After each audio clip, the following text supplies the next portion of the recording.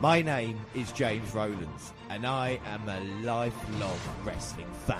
In 2015, I started a podcast with my friend, Dan White, reviewing the WWE Network and seeing if it's worth the $9.99 a month. It was. And since then, every month we watch the latest WWE pay-per-views, NXT, and now 205 Live.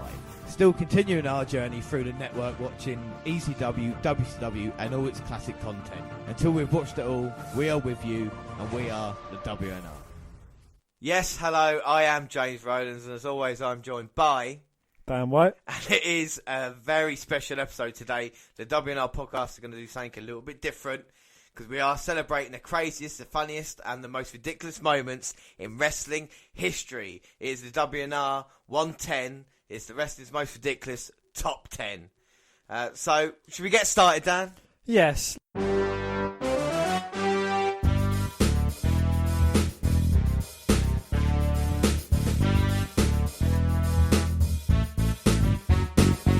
Let's start with number 10. So it's the 16th of January 2009. At WWE's previous pay-per-view event, Armageddon, Jeff Hardy had defeated both defending champion Edge and Triple H in a triple threat match to win the WWE Championship. On the January the 2nd, 2009 episode of SmackDown, on-air authority figure Vicky Guerrero announced that Edge would face Hardy for the WWE title at the Royal Rumble. In the weeks that followed, Jeff had a car crash, got attacked in a stairwell, even got his house burnt down.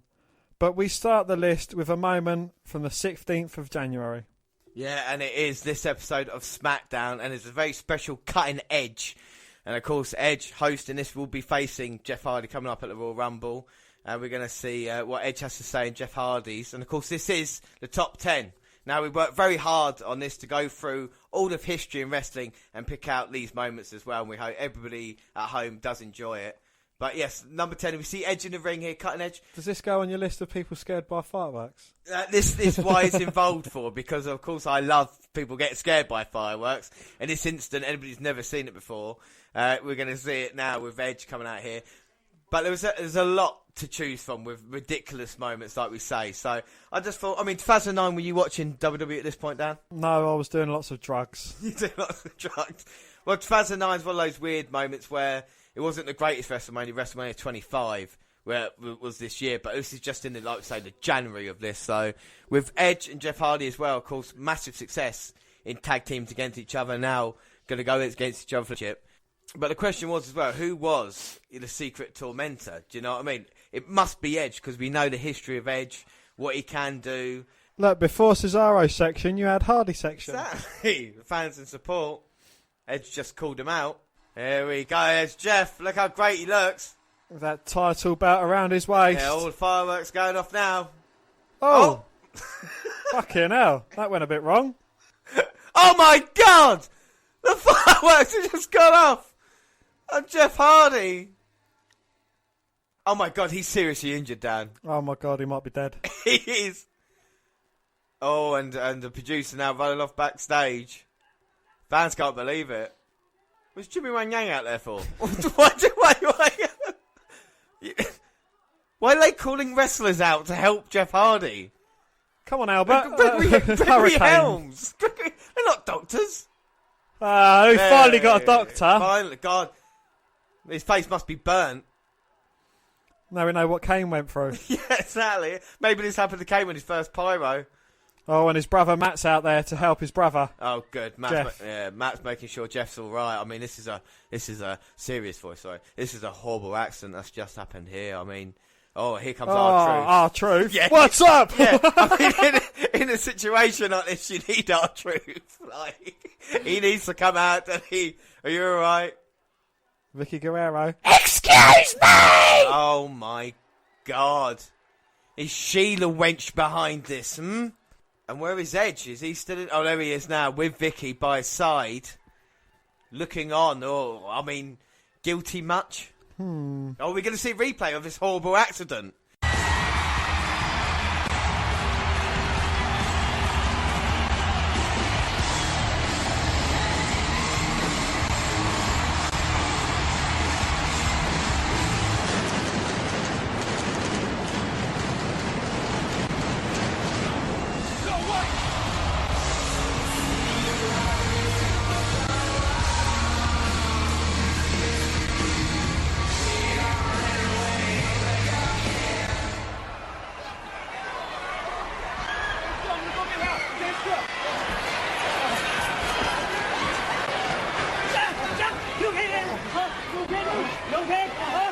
Oh, that firework just hit him square in the eyeball. Oh my God. Dan, explain what we've seen now. Look at that. Look at Oh, that. it's just like an explosion of fireworks right in Jeff's face. I mean, we see it from another angle here, and Oh my God. it hits him square in the eye. Yeah. I mean, he might have third-degree burns here, you know? He needs to see Kane's specialist. An eerie silence falls across the crowd as Jeff gets attended to by the officials and multiple wrestlers there. Yeah, R-Truth and Gregory Helms helping him out. Jimmy Wang Yang there, and of course his brother Matt by his side. Well, Matt, that's what brothers do. They're there for each other, aren't they? You know, always Brotherly gotta love. protect. And as everybody looks on shocked, yeah, that was a number 10 moment. Dan, what did you think of that shocking firework display? Well, it was awful. Yeah, it was ridiculous. Right, so let's wrap this up then. So, who was the secret tormentor, Dan? Well, during the match at the Royal Rumble, Matt came out to seemingly help his brother, only to reveal his true feelings by walloping his brother with a steel chair, costing him the WWE title. What? Jeff should have suspected all along, because Matt has done the same thing before. Yeah, so that was number 10 moment. We move on to our number 9. Number 9 is the Blue World Order.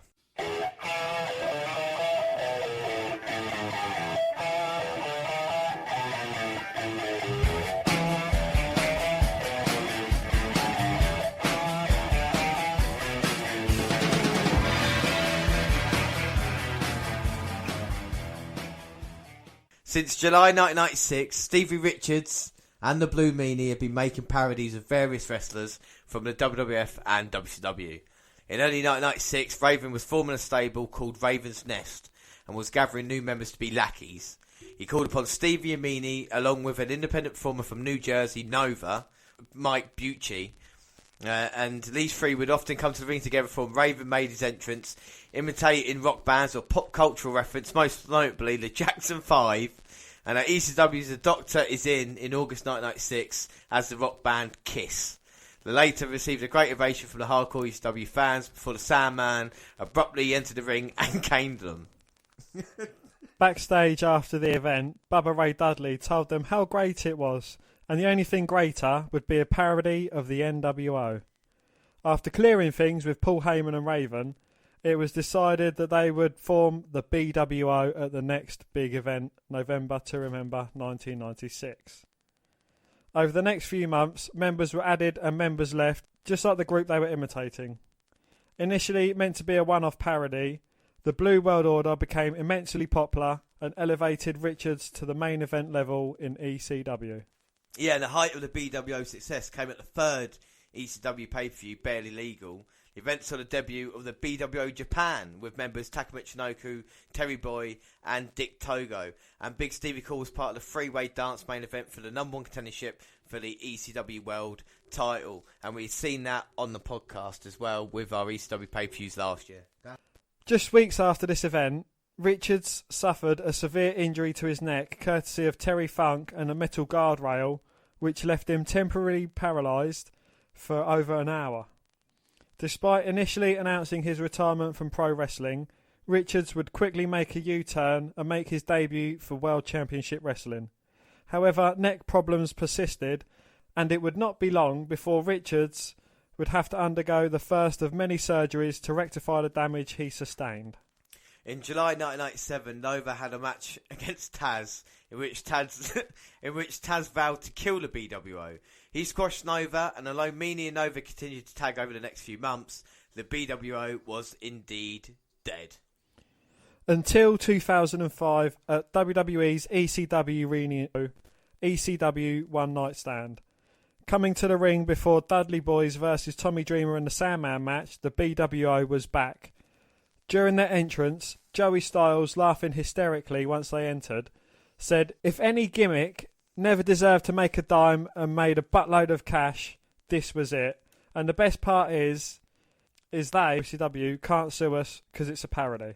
Well, on July 7th, 2005, the BWO reunited once again, this time to confront JBL since he sought out the Blue Meanie and punched him repeatedly after the Meanie had called him a backstage bully. attack by JBL caused Meanie to tear some recent stitches and bleed at One Night Stand. Now, before we move on, we're going to do controversial characters later on in the year as well. We're going to look at this moment because JBL literally saw where Meanie was, and look at it. Do you know, when it happened, like, you couldn't really see anything. When you look back on it and you know it, you can see it, and it is horrible. And especially with the recent stories with JBL and everything like this, you know. But we're not going to talk about the kind of controversial or anything like this. We're going to talk about the ridiculous ones. JBL then taunted the BWO and... For those of you who don't know who we are, nobody knows who you are and nobody cares. That's my car.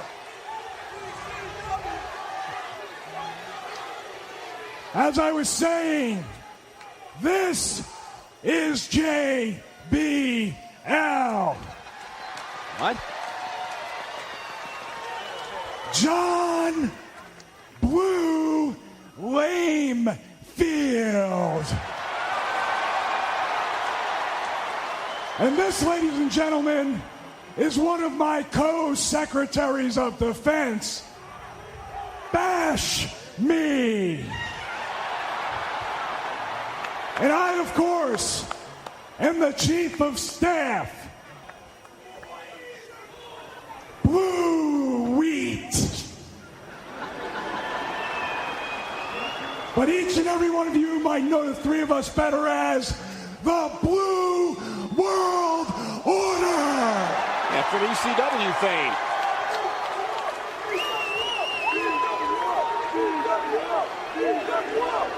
This is a joke, right? A couple imitation wrestlers imitating wrestlers. You had the audacity to touch my personal property. I suggest you take your phony, get it out of here. You will not embarrass me on my show. Oh, embarrass you, JBL? You did a perfectly good job of embarrassing yourself at ECW One Night Stand.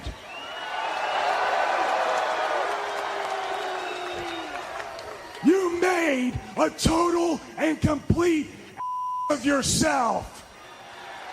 And you think we're a joke? You think ECW's a joke? Well, each and every one of these people know that every ECW superstar worked their tails off to make it a reality, and they know every time they chant ECW.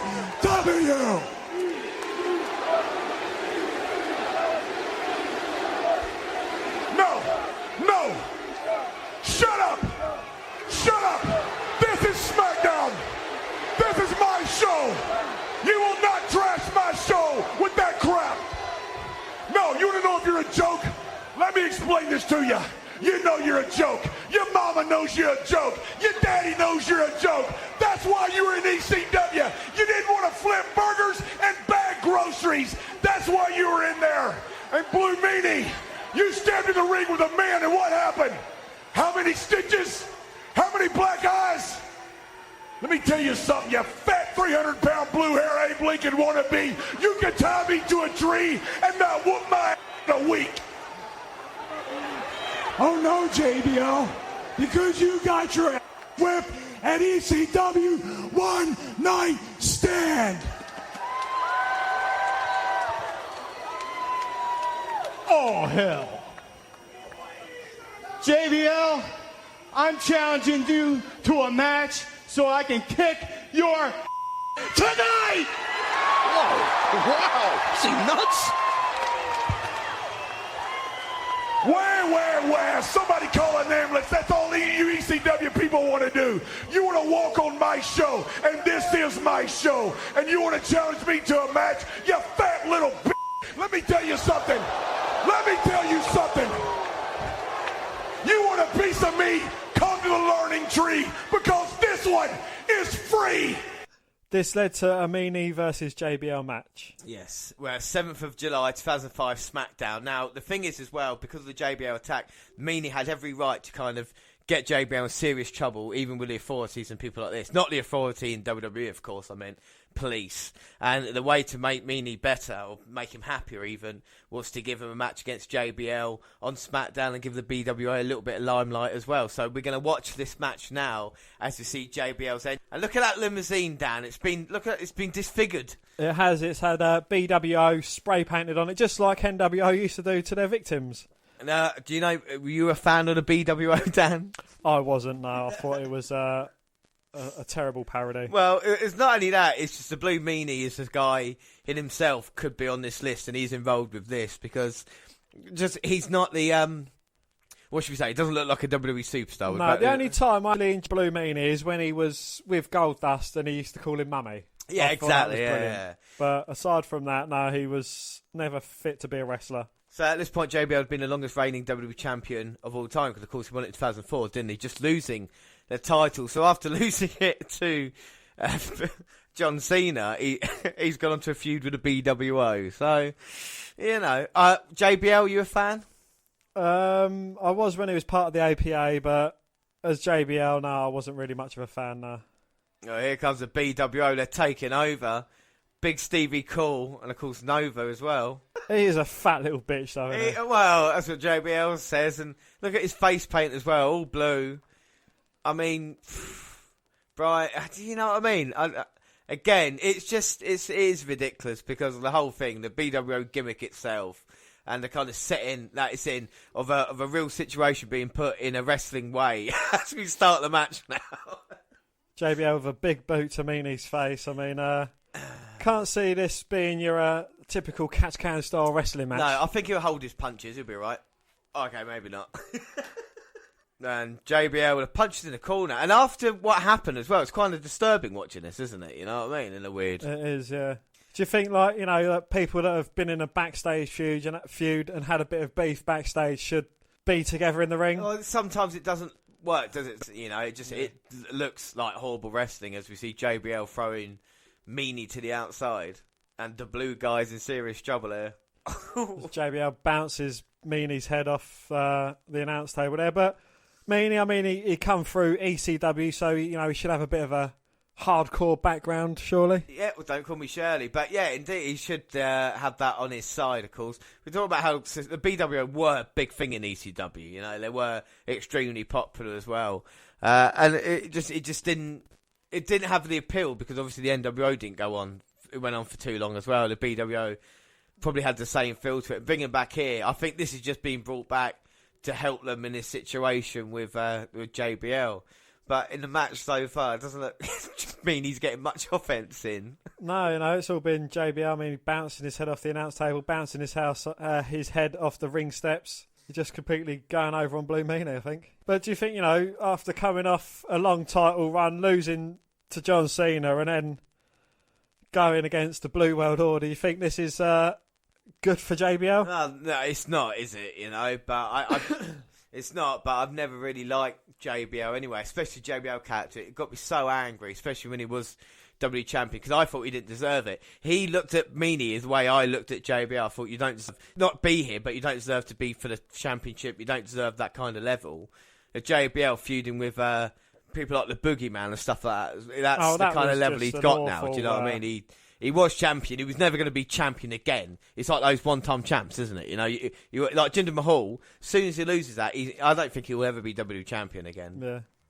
And now look at Meanie coming back. Well, I say trying to. Oh, swinging neckbreaker by JBL completely stops Meanie's his little run there, and he takes out Nitro, whatever his name, Nova. Oh. And now Stevie Richards comes in and joins the fray, but why is the ref not stopping this? Oh, big Stevie Cool's in a bit of trouble. I didn't like Stevie Richards either. I thought he was a tit. Well, Stevie Richards had a little bit of success, didn't he, with the right to censor, but, you know, like Shawn Michaels, he never was he? The only similarities is that they had the same finish as Super Kick. As now a chair's got involved, and JBL has thrown Stevie Richards in, and he big boots. And I don't know if this is ridiculous, it's just offensive, isn't it? It's just bad. Oh! Stevie didn't hold back with that chair shot. Unprotected chair shot to the head, a planting DDT by the Blue Meanie. And where is the Meanie going? Oh, no. No! Oh! Moonsault off the top. 1, 2. Oh! I thought it was over then, but JBL managing to kick out. As JBL's busted wide open. Yes, that is a very real chair shot to the head by Stevie Richards there. Now Orlando Jordan coming in to try and help his partner JBL. Yeah, but no. Help his boss JBL. But Nova's got hold of Orlando Jordan. Here comes Stevie now. Oh my God. Clothesline from hell there. Oh, Batista. Yeah. It's JBL there from Batista. I mean, where did he come from? Come out the crowd. The World Heavyweight Champion. Just Paul's come over meanie on top of JBL. No! And the blue meanie beats the former heavyweight champion. I mean, that's almost as ridiculous as Jinder Mahal beating Randy Orton in it, really. I know. And on SmackDown, I mean, JBL and Batista will go on to feud for the World Heavyweight title a little bit, but blue meanie beats JBL. What do you think of the match, Dan? It was ridiculous. It was awful. It was terrible. The only thing that was real about it was JBL's hatred of Blue Meanie, I think. I know. But I'll tell you something, Dan. This ridiculous list is only getting better. Because up next at number 8, we've got K-Fed. Do you know the only good thing that K-Fed has done? What? Britney Spears. Hey. I'd like to formally introduce myself. I'm the talk of the town. That's the reason why they stare. 4 carats in my hair. If you look, see a glare. I'm one of a kind with a wonderful rhyme. I'm skating off in a Rari, you'll get left behind. My rap's fully automatic like an AR. Dropping nothing but heat, me and JR. I'm living life in the fast lane. He's the guy best known for marrying Britney Spears and becoming rich from the divorce. In a world where men are championed as hunters and gatherers, K-Fed became of a slimy opportunist. He's a regular on lists like Business Pundit's 12 millionaires who don't deserve their fortunes. He was the bad boy who seemed to have corrupted America's sweetheart. The flashy earrings, basketball sneakers, and seemingly misguided urban flavour were all implications of a phony and natural agitator.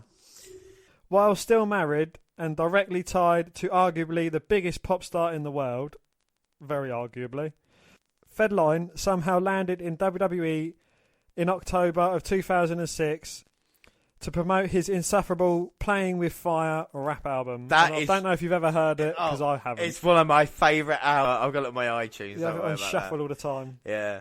So we're moving on now to the 1st of January 2007, and we are going to have John Cena, the WWE Champion, going against Kevin Federline. Dan, does it get any more ridiculous, eh? We'll see what happened earlier tonight. This whole beating Randy Orton, no, it doesn't get more ridiculous than this, James. Well, earlier tonight on Raw, John Cena wanted to finish K-Fed, Umaga got involved. And Cena there, he's getting a lot of cheers back in 2007. I mean, he's definitely got the kids on side. I think he's gone through his harshest critics now, where it was like, end of beginning of 2005 through not even that, beginning of 2006 and that period there when he was going against Edge. Yeah, that's when the fans were against, because they hated him at that point. 2006, yeah. So he's gaining respect now, isn't he? So he's been there a couple of years, still hustle, loyalty, respect. And John Cena wants to take on K-Fed here tonight. And we started off the show with it. I mean, what a way to start a new year off, eh? I think Kevin Fedline is a cunt. Well, I think he's a global superstar, I think you're a cunt as well. Look at that, coming out with his boxing robe. You've seen this. He loves the crowd's adulation. He's just like John Cena. He's just a little bit smaller. They would have been a great tag team. To put it into perspective, I think John Cena's a better rapper than Kevin Fedline. Well, he's on the mic now. K-Fed's got some news for Cena. Hey, Cena! I got some news!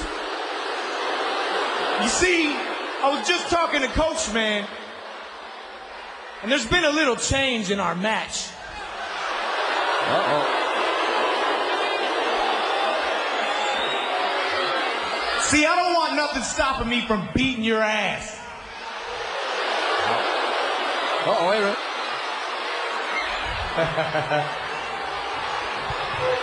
So tonight, it's going to be a no DQ, no disqualification, anything. And now that I've said that, let me introduce my personal trainer and friend, Johnny Nitro! I think that favours K-Fed. So he's saying it's going to be a no DQ match. I mean, Cena, you better watch your ass. Sorry, you're talking about Super Cena? So at least K-Fed's got someone in his corner. He's going to get Cena. There's not that much in height. I don't know about the weight.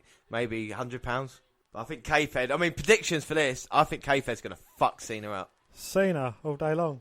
You see Miami, home of great superstars like The Rock, and now K-Fed's there against Cena as well. Dan, this is once in a lifetime. You do Thank really... fuck it's only once.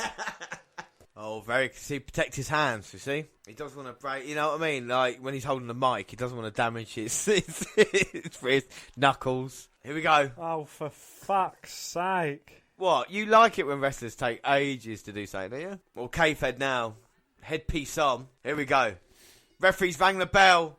We hear the cheer at the bell for this, Dan. How many matches do you hear that, Will? Cena saying you can have one hit. Gone. Free shot on me. Oh, and he's gone in for the hold, and K-Fed's got Cena now. Look at that. That's a huge side headlock. Cena's in all sorts of trouble. If it picks Fedline up and just tosses him off.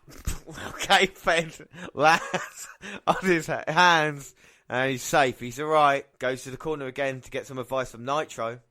Oh, yeah, you want advice from Nitro. Yeah, that's What? That's good advice. Johnny Nitro saying, okay, duck, dodge, dive. Oh, he's now removed the gloves that he took so long to put on. Gloves are off now, so it's serious business. Come on, collar and elbow tie up. Wait a minute. Nitro's got the chair. Johnny Nitro sliding a chair in. Well, it's no disqualification, so anything goes. And look at K-Fed cracking his knuckles. A Master Lock challenge. Well, that's what he wants to do. Yeah, Cena sits on the chair. K-Fed's going to get him a submission. This might be Cena over and done with. Of course, he is no Chris Masters. Going for the full Nelson now. Is he goes for this. And he's got Cena. Cena in all sorts of trouble. He looks like he's going to tap out. Oh, yeah, you could tell that by the look on his face. Oh, okay, maybe not then. Cena's being just as much of a dick as Fedline is for just fucking longing this out. So you just FU him and finish it. Yeah. He's got him. Look at that. He's got John Cena down. He took down John Cena. He got him in the armbar. He's going to make Cena tap out. He's got K-Fed up. Oh. Sits him on the top rope and then leaves him there. Nice little slap, the little tap to the face saying that's what I got. Yeah, here comes Nitro. Oh. He gets thrown to the outside. Well, Nitro's taking a bigger bump than K-Fed has tonight. And John Cena. Oh, and Fedline from behind kicks Cena in his big bulbous testicles. Easy fella. And Cena K-Fed picks up K-Fed onto his shoulders. Is he going to F you? After a low blow. Oh, here comes... Oh, my word. Umaga with Armando Estrada. And they're going to vie for the WWE title with New Year's Revolution in just a couple of days' time. And then Umaga now, look at this, beating. Of course, no disqualification. Anything goes. And I think the referee there trying to get involved. I think Umaga just sent him on his way. And now Umaga's got the WWE Championship belt. He's going to take it home with him, is he? No, he's going to make Cena wear it on his forehead. And now there's a big WWE etched in Cena's forehead there.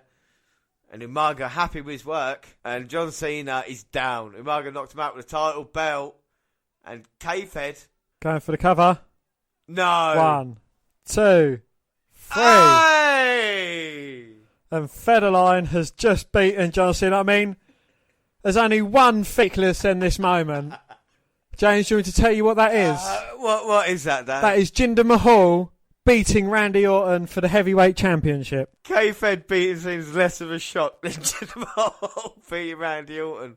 K-Fed said he was going to beat up John Cena, and tonight, look at the state of Cena. Cena's out of what K-Fed has done. But the night is not yet over, Dan. There is still more excitement to come. There's more to come. Yes. Oh, my gosh. Because the people obviously don't like John Cena because he is in a 4-on-1 handicap main event tonight, and I'm not making that up. So Estrada coach with Nitro and Umaga. I mean, that's a team to be scared of, isn't it? It is the dream team. K-Fed's coming out here again. We've already seen him once. That was more than enough. He's getting his money's worth here tonight. The man who beat John Cena in his very first wrestling match. That is K. No one can say that. Hey, K-Fed's on commentary. That's what we want to hear. Yo, yo, yo, yo. And the only man more annoying than K-Fed is Jonathan fucking Coachman. We should make a list of who is the best wrestler we're going to see tonight. Because at the moment we see JBL, the Blue World Order. Oh, Cena coming out straight off the blocks. He's got a bit of a feud going on with Umaga. He has, and he dodges that blow from Umaga, and Coachman goes to hit him from behind. Oh. Fucking hell, John Cena like a house on fire, but Umaga hasn't been beaten in the WWE yet. as he pushes Cena off. So this is fair, isn't it? 4-on-1. Here we go. And Cena low bridges Umaga. He goes straight to the outside, and now it's Nitro in. Well, K-Fed loving it on commentary as well. Cena back up low. Oh, knocking the taste out of Nitro's mouth. Oh. Lovely underhook suplex there by Cena. Nitro. Oh. Throws him straight into the ring post. And now Umaga's back with a big Samoan drop. Oh my God, it might flatten Cena's insides. Happy with that. Tag Coachman, come on. Tag Estrada in. Coachman gets in, pins Cena, then in one night it would mean that Cena's been pinned by K-Fed and Jonathan Coachman. Who else can say that? You need Michael Cole to come out and beat John Cena as well, and then you can have it. Oh, but Cena, lifeless body, thrown into the corner. Umaga's going to squash him. For Samoa. Oh, but Cena manages to get the knees up and hits Umaga in his unmentionables. He does. And now he's taking Johnny Nitro down with a clothesline, throws Coach in. Throws Estrada in, takes down Nitro. I've seen about 80 clotheslines already tonight. Oh, goes low on Umaga. FU on STFU on Umaga. Middle of the ring, nowhere to go. He's going to tap out. Oh no. Estrada in with a chair, but he gets kicked to the midsection by Cena. He gets hit by the chair himself. Oh, chair shot to the head of Umaga, but the big beast don't go down. Oh, the second one, but still lands on his feet on the outside. Oh, but Nitro from behind. Can Cena see him? Got him up. Boom. FU to Nitro, but he rolls to the outside of the ring.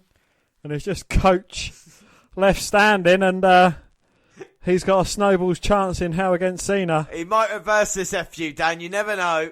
That's the lightest FU I've ever seen. And now where's Cena going? Oh! Oh! He grabs K-Fed. Beat him, Cena. Beat him. Go on, my son. He's got K-Fed up. FU. Go on. Hit him. No! Boom. FU K-Fed. And John Cena there. He don't care about a pinfall victory. I think he's just happy that he's FU'd an annoying twat. You said earlier Super Cena. I can't see that, you know. He just beating 5 guys there. I don't know what you mean there. Exactly. Moving swiftly on. Yes. I mean, things can only get better from here. They can indeed. Number 7. Well, there was a lot to choose from in WCW, but in the noughties, this actually happened. It was a Judy Bagwell on a pole match. Yes, you did hear me right. I did say Judy Bagwell pole match. Yep. And it was WCW New Blood Rising, the 13th of August. I'm buff on the stuff and the girls just can't get enough. I'm Buff Daddy. Buff is the stuff.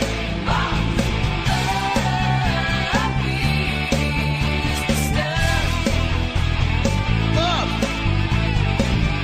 Daddy. There is no doubt about it. When a gimmick match is presented, it is going to be special. The same can't be said to an item in pole matches. There is just something about these pole matches that reeks of absolute suckness. I think it's unanimous that whenever an item in a pole match would come up, it's bound to be... Yeah, and the talent in pole matches are always rather bland, or no matter how good the wrestler is, they can never accomplish anything good in a pole match. There is one man that is synonymous to item in pole matches. The man that built the Vince McMahon-Austin feud. The man who created D-Generation X. And the man who created edgy storylines that helped launch the Attitude Era. Yeah. Yes, none other than my Twitter friend, Vince Russo. Yeah, and the man definitely has item on a pole fetishes because he was still in charge. He created some of the worst, if not worst, item on a pole matches ever. I'm gonna love. Right, so it's a personal Judy Bagwell on a pole. That is technically a pole match since the woman was in a forklift. But let's not get technical about this situation, Dan. I will say this though: Vince Russo may be one of the best minds in wrestling. but that brain was filtered by Vince McMahon and given his seal of approval. Now, if ever a seal was broken, they immediately send it back to the factory. When Russo was in WCW, all the seals were broken, and they served these ideas to fans. Tainted or not is left to the fans who witnessed some of the most painful wrestling angles to come from a promotion. Yeah, Judy Bagwell on a pole is one of those broken seals that has been served to fans. The match was between Positively Canyon and Buff Bagwell, who were in the middle of a heated rivalry. To intensify the feud, Canyon began to stalk Buff's mother as a form of mental mind game. Canyon then kidnapped Buff's mother, Buff's mum, and this led us to hear a Judy Bagwell on a pole match. Hyping the match was several promos where Buff Bagwell was looking for his mother, and eventually Positively Canyon came out first, driving Judy Bagwell in a forklift. There he is. Just to look at what. I kid you not. Positively Canyon, there he is. If you know Chris Canyon. So Canyon then said, everybody knows that this match is supposed to be a Judy Bagwell on a pole match. But I searched this entire second-rate country of Canada, but after searching this entire godforsaken country, I couldn't find a pole that would hold that big fat battle axe, Canyon explains in his promo. And now we see Bagwell losing his shit and coming out here now, Dan. Here comes Buff Bagwell. See, look at that precarious position Judy Bagwell's in as Buff's out here beating up Chris Canyon. Were you a fan of Chris Canyon or Buff Bagwell, Dan? I was more of a fan of Buff Bagwell than I was of Chris Canyon. See, I'm the other way around. I think Chris Canyon's quite innovative. I can't say the fucking word. Well, I'm Buff, and I'm the stuff, and the girls can't get enough. Yeah, I know, but, you know, I weren't just a bit more muscle than anything else. But I think with Canyon, he was good. He come up with a lot of his own moves as well. A bit underrated, I feel, but, of course, had an untimely death like he did. Buff Bagwell's had a lot of success now as a male stripper, so everything's fine with him. As the Irish rips Canyon to ringside. Of course, this is WCW in 2000, so they had nothing to lose. They were going against the Attitude Era. So, you know. They had nothing that they could possibly lose. No, not at all. This was going against the first TLC match in WWE history at SummerSlam. Kurt Angle, Triple H, Rock main event. This was what WCW had to offer. And Judy Bagwell's up on the pole, looking petrified. Buff Bagwell there with a nice swinging net breaker. Now he's got Canyon in the corner, just wailing down on his head with some big right hands. Do you know an interesting thing about Judy Bagwell? She once rang WWE in to say Buff Bagwell couldn't make it to work. And JR said if it ever happened again, then they'd fire both on the spot. Bagwell didn't last long after that. Oh, and Canyon there with a low blow. Side Russian leg sweep as well off the second rope. Yeah. And you said this match was going to be awful, John. Well, that was a high impact move, but there you go. It's Canyon again, isn't it? Bringing his style in there. I mean, there must be hundreds of people watching this event here. Oh, at least tens. So he's going for the cover. So it's the first man to obviously win by pinfall, and then he'll be able to bring their mum down, I suppose. And Canyon's going to suplex Buff. Oh, a big high elevated suplex there. A delayed vertical suplex, as you will. And Chris Canyon, at this point in time, just turned on his longtime friend, Diamond Dallas Page, as well. So he's been going through a change of personality. What's he looking for now? He's got a pair of pliers, and now he's cutting off the top ring buckle, or the padding protection there from the top ring rope, to leave the metal. Why don't he use the fucking cutters and cut his ear off? Well, I thought, yeah, just use that as a weapon. But he's got the turnbuckle pad. There you go, bad turnbuckle pad. You were saying? Bagwell. Oh, corner. Oh, wait a minute. Oh, but Canyon there comes in, catches him. He's going to go for an Alabama slam. Oh. He turns it into a set-up powerbomb. Goes for the cover, but Bagwell managing to kick out. Judy, don't move. The fork truck's moving as well, love, all right?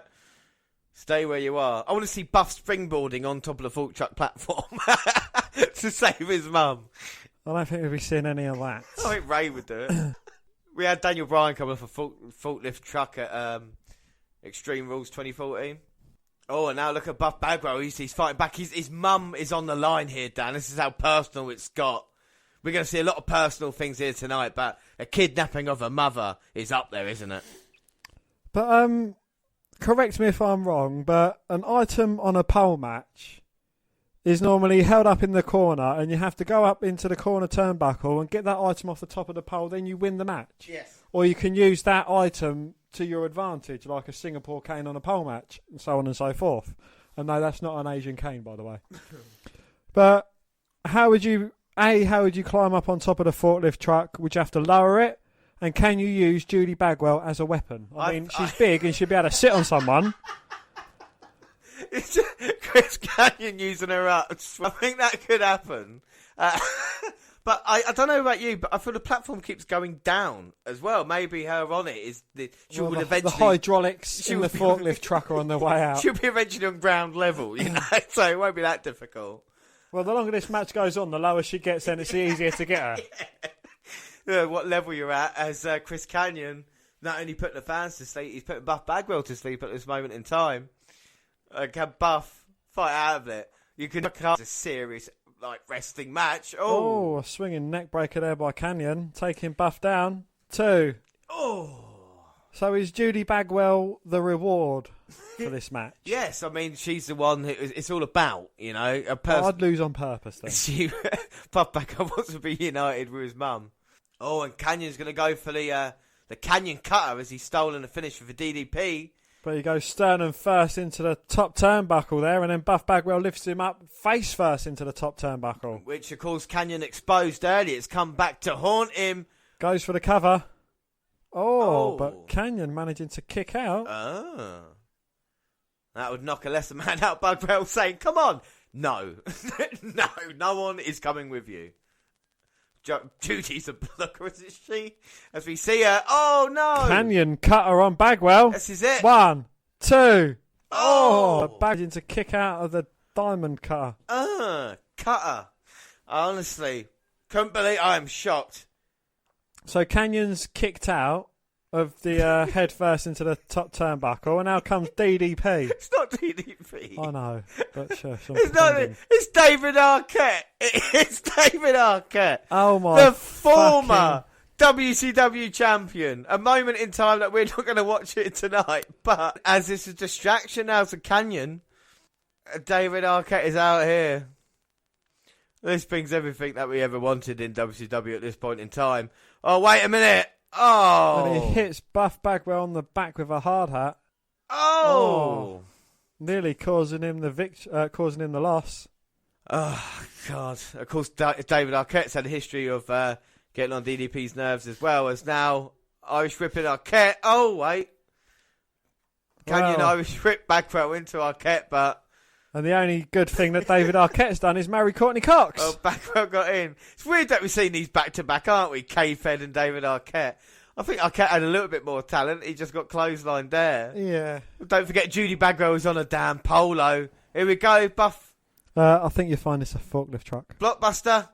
Double blockbuster there. 2, 3. Yes. And Buff Bagwell wins his mum. He got his mum. It's a beautiful moment. It's a moment remembered in wrestling history here. The day Bagwell, would it be funny if he was going to get it down, but accidentally drove forward and just impaled. Tilt forward. And yeah. I think she's actually tied. Oh, yeah, that is safe. And he's bringing her down. Oh, what a moment in time this is. Reunited and it feels so good. Oh my God, I got a lump in my throat here. I got a lump in my pants over Judy Bagwell. There we go. Mum and son reunited, and it is a moment in time. So, Dan, what did you think of that? Well, there is a thing that I find more ridiculous than this match, James. And do you want to know what that is? What is that, Dan? That is Jinder Mahal pinning Randy Orton for the heavyweight championship. Well, now Canyon and Arquette saying, oh, it doesn't matter, they're going to hug. Nothing's going to happen here. Oh, wait. Canyon cutter to Arquette. I mean, after getting a blockbuster off Buff Bagwell, he gets a Canyon cutter as well. I mean, he should have stuck to acting. This is what WCW offered in 2000. It's too much of a gold mine. I could have had the 10. I could have had the top 10 in WCW in 2000. But again, it's not fair. So we move on to number 6. Number 6. Number 6. And The Undertaker has had a lot of weird matches, from caskets to cages. But I don't think anything was weirder than their Concrete Crypt match. So we go to the WWE Great American Bash 2004. June the 27th. Chokeslam! Yeah. Undertaker with authority, and he says that's it. Put a nail in the coffin. Wait a minute. Whoa! Paul Heyman? What the hell is he doing here? When I decided to motivate the Dudley boys, I had no idea how far they would go. I mean, to abduct Paul Bearer? To take control of the urn? I got to admit, I'm impressed. Hey, wait a minute. Hey, look out. Hey, I knew it. What are you doing? Say your prayers, Paul. Done. Start begging. Hey, come on, hey. I had nothing to do with what happened to Paul Bearer. I can help you. Are you going to do it or not? I wouldn't. If I was you, I'd listen to the man. Then again, you do what you want to do. Paul Bearer's right behind this door. And if you ever want to see him again, I'd listen to Heyman. Choice is yours.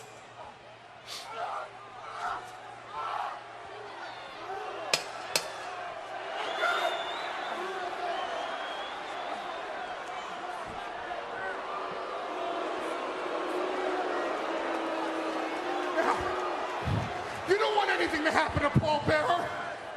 And neither do I. Which is why I'm going to give you a week. A week to make a decision.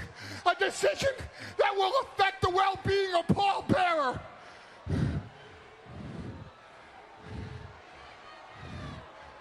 Join me. What? Join me, Undertaker. Join us. Even in your cold, dark heart, you have to know that with you and the Dudleys and me together, we'd be unstoppable. Which is why I'm going to give you a week to make the right decision. Join us, or you will never see Paul Bearer again. Hey, think of it this way. After all these years, The Undertaker doesn't have Paul Heyman by the throat. Paul Heyman has you by the throat. Paul Heyman told the Dudleys to make an impact. As part of the storyline, the Dudleys responded by abducting Paul Bearer, The Undertaker's manager. The following week, Heyman told The Undertaker that the only way he would ever see Bearer again was to align himself with the Dudleys. And 2 weeks later, on the June 17th episode, a handicap match between the Dudleys and The Undertaker was booked for the Great American Bash. With the stipulation being if The Undertaker lost, as part of the scripted events, Paul Bearer would be cemented in a glass crypt. Yep, you heard that right. Yes, you did. Eventually, he would be killed on screen here at the Great American Bash. We've seen a lot in wrestling, but a live death is something we have never seen, and we have to go to 2004, this SmackDown only main event, as we see The Undertaker's chilling entrance. To be fair to SmackDown, this is not entirely their fault, because SmackDown at the time was doing quite well of 2003, but in 2004 they had a lot of problems. They had Brock Lesnar deciding to up and leave the WWF after WrestleMania. He went away. He was on a SmackDown. He was the SmackDown's face 2002, 2003. You had Kurt Angle getting injured as well and not being able to wrestle for a few months, so he had to take some time off. Of course, for The Undertaker, who was getting on a little bit, Eddie Guerrero at that point in time was struggling under the weight, literally, of the WWE Championship as well, and he wanted to pass that on. So they had to rely on people like the Dudley Boys and, of course, Paul Heyman, who was general manager at the time. And we're getting a demonstration now what Heyman's doing. And there's Paul. But hi, Paul, you're right. He's sitting in the concrete. Uh-oh. Oh, there's cement going in there. It's going to fill his legs. He won't be able to move. This was Bubba's and Devon. This was the Dudleys' last big feud in WWE. They decided to leave shortly after this. I think you can see why. I think the Dudleys accomplished everything to accomplish in WWE. Yeah, but the stipulation being if The Undertaker lost, Bearer would be cemented in a glass crypt, so he wouldn't want to lose, he'd want to win. Heyman is saying to him, if you join the right side with me and the Dudleys, We could create history together. I could be your new manager. Imagine Undertaker being managed by Paul Heyman, Dan, you know?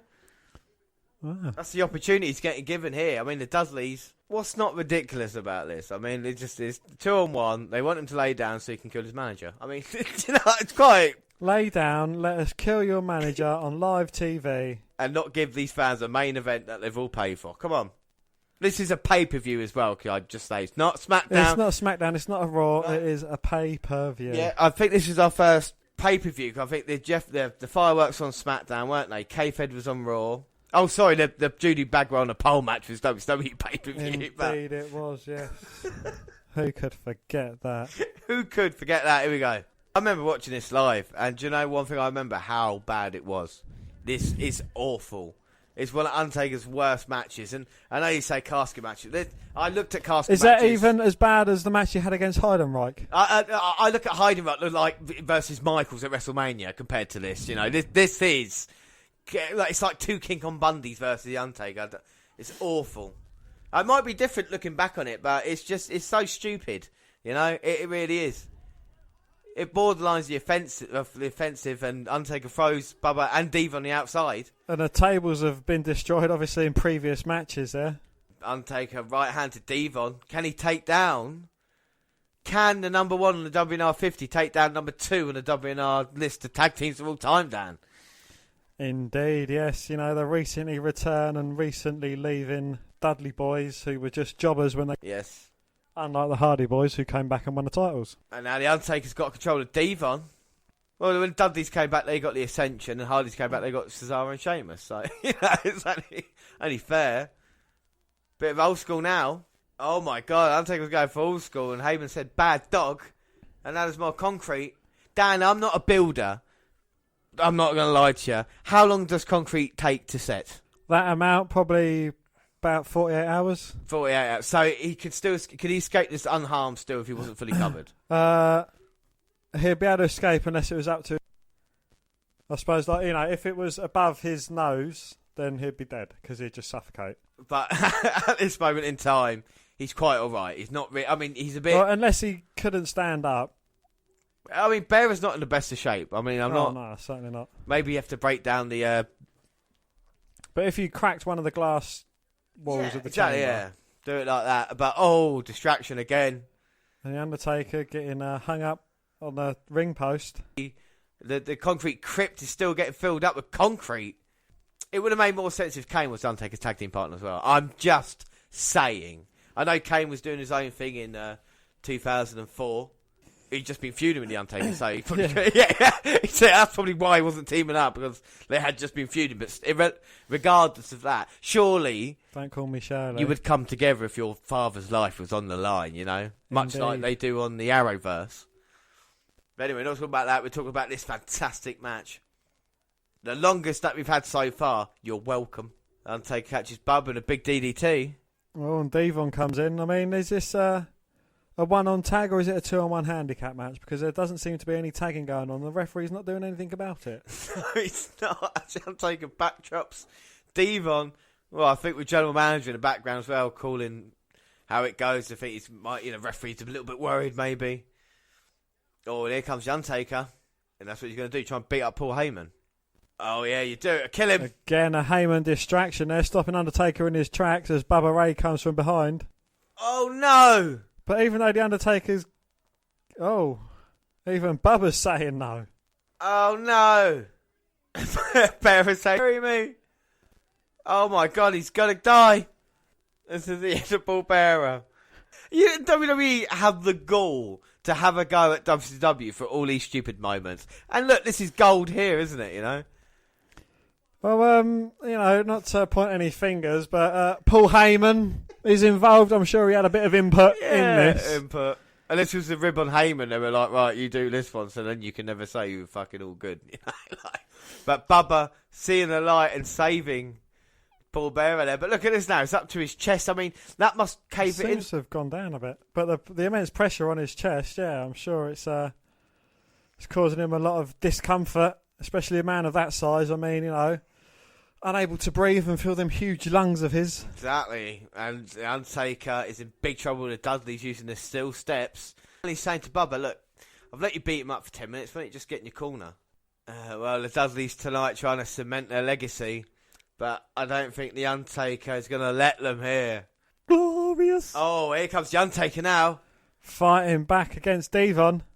Beautiful combination, right hand, lefts, but Devon there with a nice corkscrew uppercut, taking Undertaker down. Oh. Only getting a 1 count though. 1. And these fans have really enjoyed JBL beating Eddie Guerrero for the WWE Championship, you know. So what more could they want? I mean, they'd be less dissatisfied with a fucking JBL against Blue Meanie match. Exactly, yeah. K-Fed special guest referee, but no, Bubba, big elbow. And look at Heyman, look at him. That stupid look on his face. Bubba not looking as great wrestling shape here, is he, you know? I don't think he ever has. No, Billy Ray, he got in shape, but yeah. I don't think, we've ever really seen it in WWE. Attacking Undertaker while the referee's back's turned. Oh, look how much the fans are into it. Oh my God, look at that shot. It's just underneath Bearer's neck now, the concrete. His necks, his chins. His chins, yeah. If he didn't have 8 chins, he'd be in serious trouble right now. Yeah, that looks like it's a lot harder than it is. Yeah, it looks like it's... Oh, well, we'll see what trickery they do. Undertaker thrown to the outside. No, I remember it right. It was a bag of shit, wasn't it? It was a crypt of shit. It's a crypt of shit on a pole match. That's all you need. Crypt of shit on a pole match. I mean, they've had some gimmicks. They've hit the nail on the head, and they've actually, you know, they've got it right. Yeah.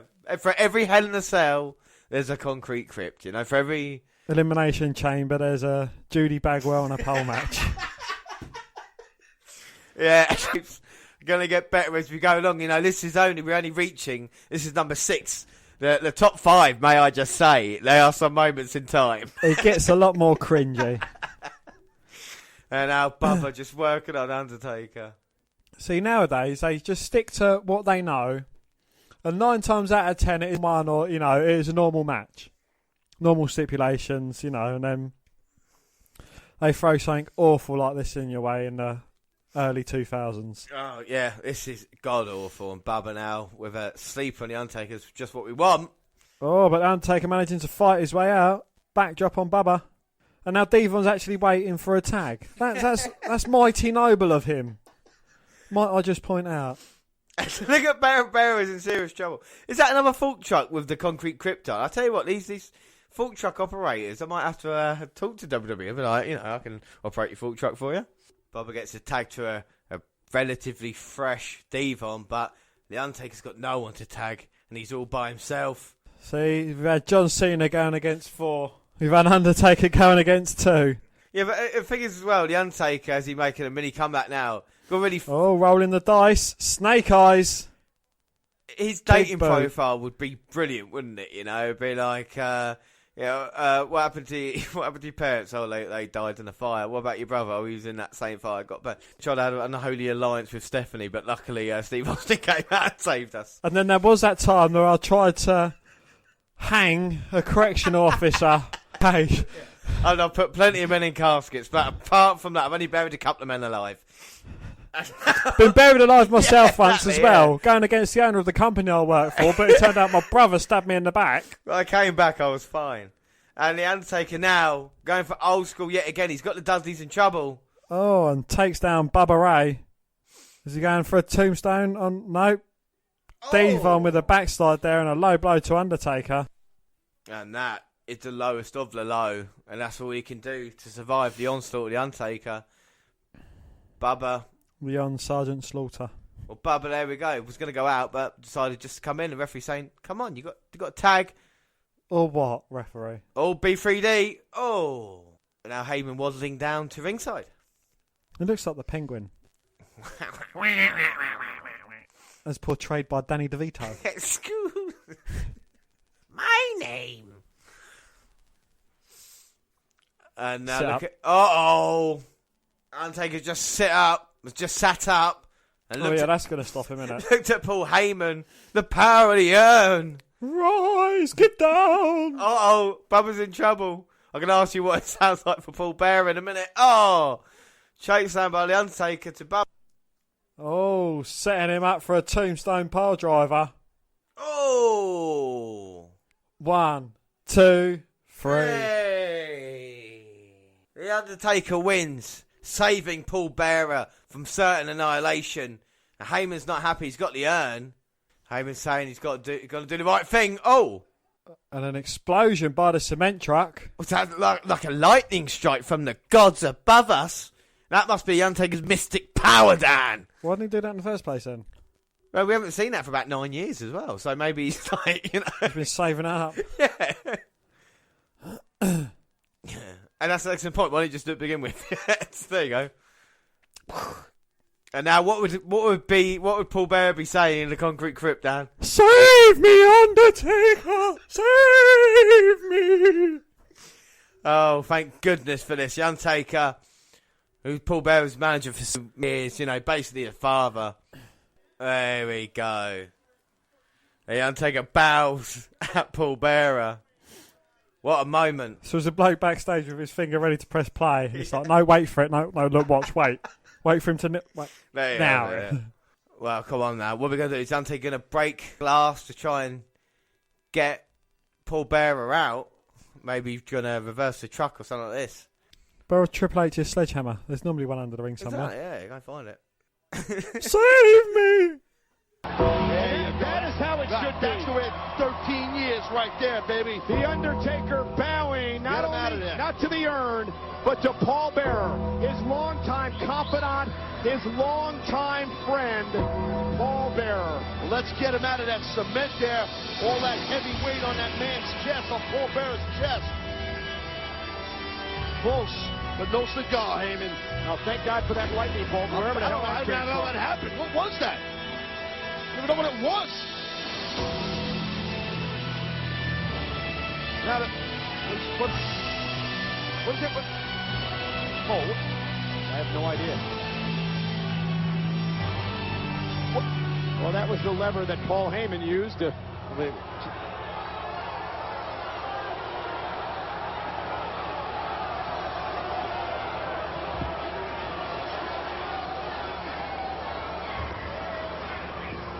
Paul, I have no other choice. Rest in peace. No. Oh, my God. No. Undertaker! No. What are you doing? What the hell is he doing?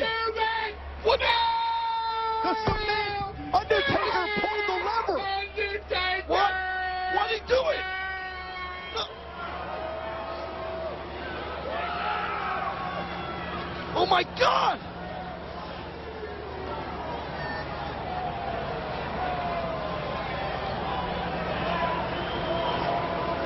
What's just happened, Dan?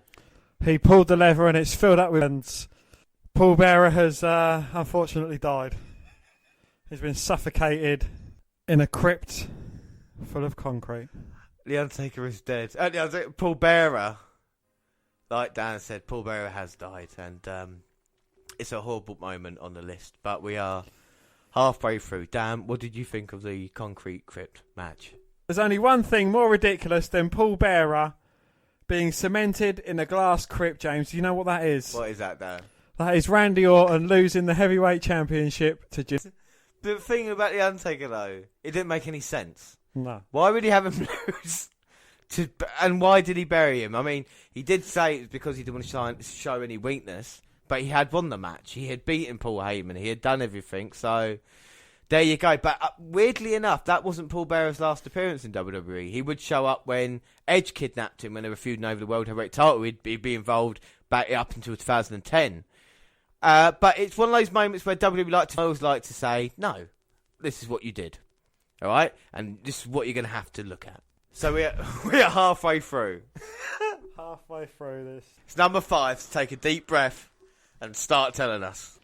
The Dungeon of Doom.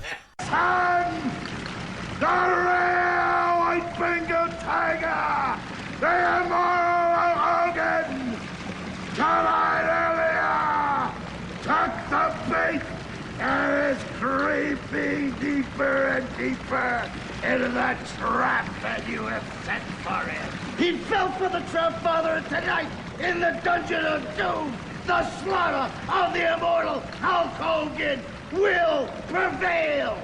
Taskmaster! The path you've laid is perfectly clear. Only a man that was ready for combat would follow it. After what happened with Kamal in the ring, brother, I held your whole army at bay. The Shark, the Zodiac, and Kamala, brother. Bring them all out. Let them feel the power of Hulkamania right now in the dungeon, brother. As they fall at my feet, you'll feel the power. And then, your most powerful possession, bring him to me. Bring the giant to me.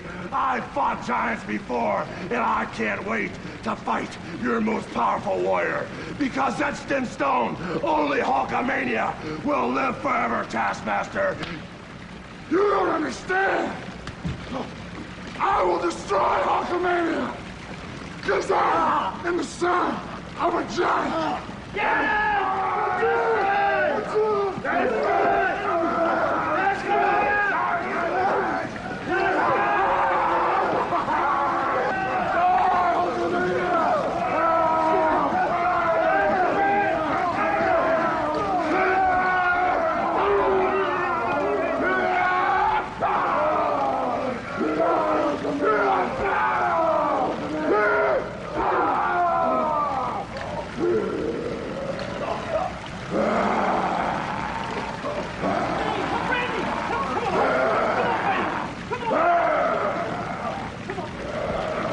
Run, you cowards! Run! You can run, but you can't hide from the one true immortal. The Dungeon of Doom was created as a stable of wrestlers born from WCW lead producer Kevin Sullivan's kayfabe hatred of Hulk Hogan, and was dedicated to ridding WCW of Hulkamania. The stable was a direct continuation of Sullivan's previous stable, the Three Faces of Fear. Well, after Sullivan defeated the man with no name at Slamboree in 1995, the Master told Sullivan he was the Taskmaster of the Dungeon of Doom, and that the task was to destroy Hulkamania. The group initially consisted of people with rather bizarre and horrifying gimmicks, such as the Shark, who had teamed with Sullivan before as Avalanche, Kamala the Ugandan Giant, the Zodiac, who also teamed with Sullivan before as a Butcher, Ming, who was Colonel Robert Partner's bodyguard, and Big Van Vader.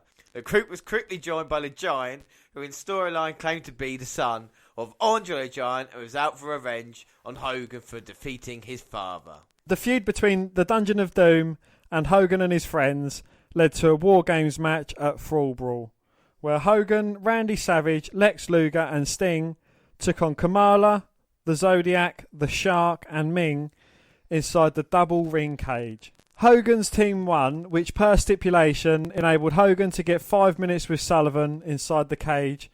Before the 5 minutes were up, however, the Giant made his way into the cage and attacked Hogan, twisting his neck violently as to break it. Yeah, and we go back to Halloween special, and this part we're just about to talk about, we watched it on Halloween 1995.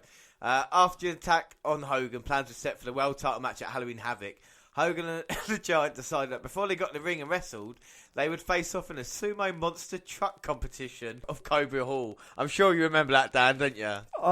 As try as I might, I've not been able to manage to forget it. Hogan won the match, and then the two started fighting on the roof, of course, resulting in the Giant falling off the roof and into the Detroit River.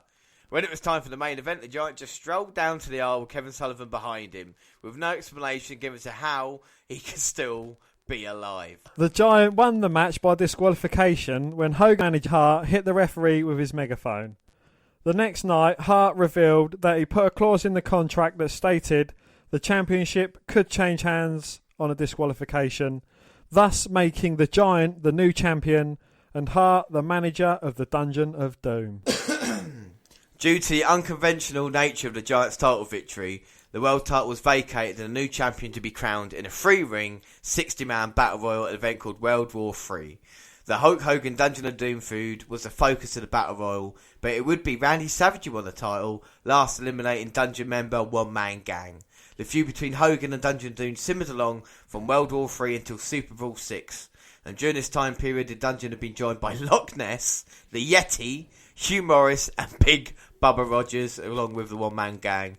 And at Super Bowl VI, Hogan defeated the Giant inside a steel cage to end their feud. The Dungeon slowly faded, and at some point during the spring of 1996, Hogan revealed the man known as the Zodiac was actually a spy sent to join the group by Hogan. The revelation transformed the Zodiac into the Booty Man, an ally of Hogan and Randy Savage, as they faced the Alliance to end, which consisted of several Dungeon members as well as Ric Flair and Arn Anderson. At this point, the Alliance became the focal point, while the Dungeon of Doom itself became less prominent. So that leads us all that build-up for the Dungeon of Doom leads us to this match. And it is the Tower of Doom steel cage match here at Uncensored. It is going to be Hogan, Showman, versus, like we say, the Alliance, Ric Flair, Arn Anderson, and of course the Dungeon of Doom as well. And it is the 24th of March 1996. I mean, look at all those faces there. Lex Luger included here. I mean, have you ever seen a structure, Dan, like this, like this cage you see before you? No. And, it's just as awful as having 2 rings set up inside a massive cage. But hey-ho, it's something different, I suppose. Well, yes, it is, and this is, like we say, March of 1996. So at this time in WWF, you would be having the Iron Man match between Bret Hart and Shawn Michaels, whereas over here you have the Tower of... I don't even know what the match is called. What's the match called again? Tower of Doom steel cage. Yes, the Tower of Doom. And I mean, it must be, 8 compartments? You've got the scaffold up there as well, keeping it erect.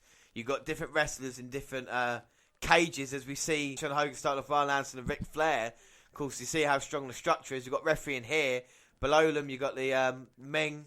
Ming, he's probably my favourite wrestler in this whole entire match, because I do love his Togan death grip, which was the killer of finishers. Yes, for the Barbarians and downstairs as well, alongside Kevin Sullivan. And we're going to see this action, Dan. This is going to be... You think the Concrete Crypt was something, you wait until the Tower of Doom. All precarious position. Of course, nowhere near the crowd, really. The entranceway, but they're taking up a whole different side of the arena. So it's taken away from the crowd as well, making it much smaller. And there's not a lot you can... Oh, great. Now we've got split screen, because that's what we need. To make a small match even smaller. Yeah, so I wonder what we can do here. Well, Ric Flair's already bleeding. That's not unusual, that bleeding. Oh, no, it's not. But Hogan and Macho Man. Not the Mega Powers, of course. No, not to be confused with the Mega Powers. Yeah, they just want to get rid of Hulk Hogan here tonight. Well, Hulkamania as a whole. So what is the idea of this match then? Well, it's quite simple. They have to defeat their opponents to get down to the ring area. And then at that point, they'll be able to get a pinfall victory over someone to finally win the match. All right, so they have to win to go down. Yeah. And then win to go down. A win or escape to get down there, yeah. Because, I mean, luckily for me, Dan, last year when I was going on a WWE binge, I did watch this pay-per-view. And I did put it aside for a time like this. And they do escape at one point. But it's one of these great matches where this is what WWE had to do to try and make Hogan still fresh. And it's kind of weird what the WWF would have done maybe if Hogan had stayed with them. You know what I mean? If he would have maybe carried on having these crazy opponents like he is in WCW. Well, I suppose it stops him getting booed like a similar character that WWE have got, I don't know, like John Cena. Yeah. But what helps is, of course, if the fans are booing, they could be booing the other 8 wrestlers in here. They could be booing the structure itself. It might not be Hogan's fault. You know, Hogan backstage be like, "No, brother, they were booing Macho Man," you know. Or Ric Flair with the chops, but it has no effect on Hulk Hogan. Woo! And Savage there choking out Arn Anderson with his shirt. And this, of course, is the longest cage match in history as well. 90 minutes. And you thought that Mankind flying off the top was a cage match moment. This whole match is a moment. Yeah, this is unbelievable. Well, I mean, this is 96, so I can't see any big screens anywhere. They might have some small screens around, but Can the crowd actually see much what's going on? Can the fans at home really see much that's going on? I mean, the camera's a bit weird here, isn't it? The positioning and stuff, you would expect. Indeed, yes. There's not a cameraman inside, but of course the Doomsday Cage, I mean, he could be in serious trouble here, you know?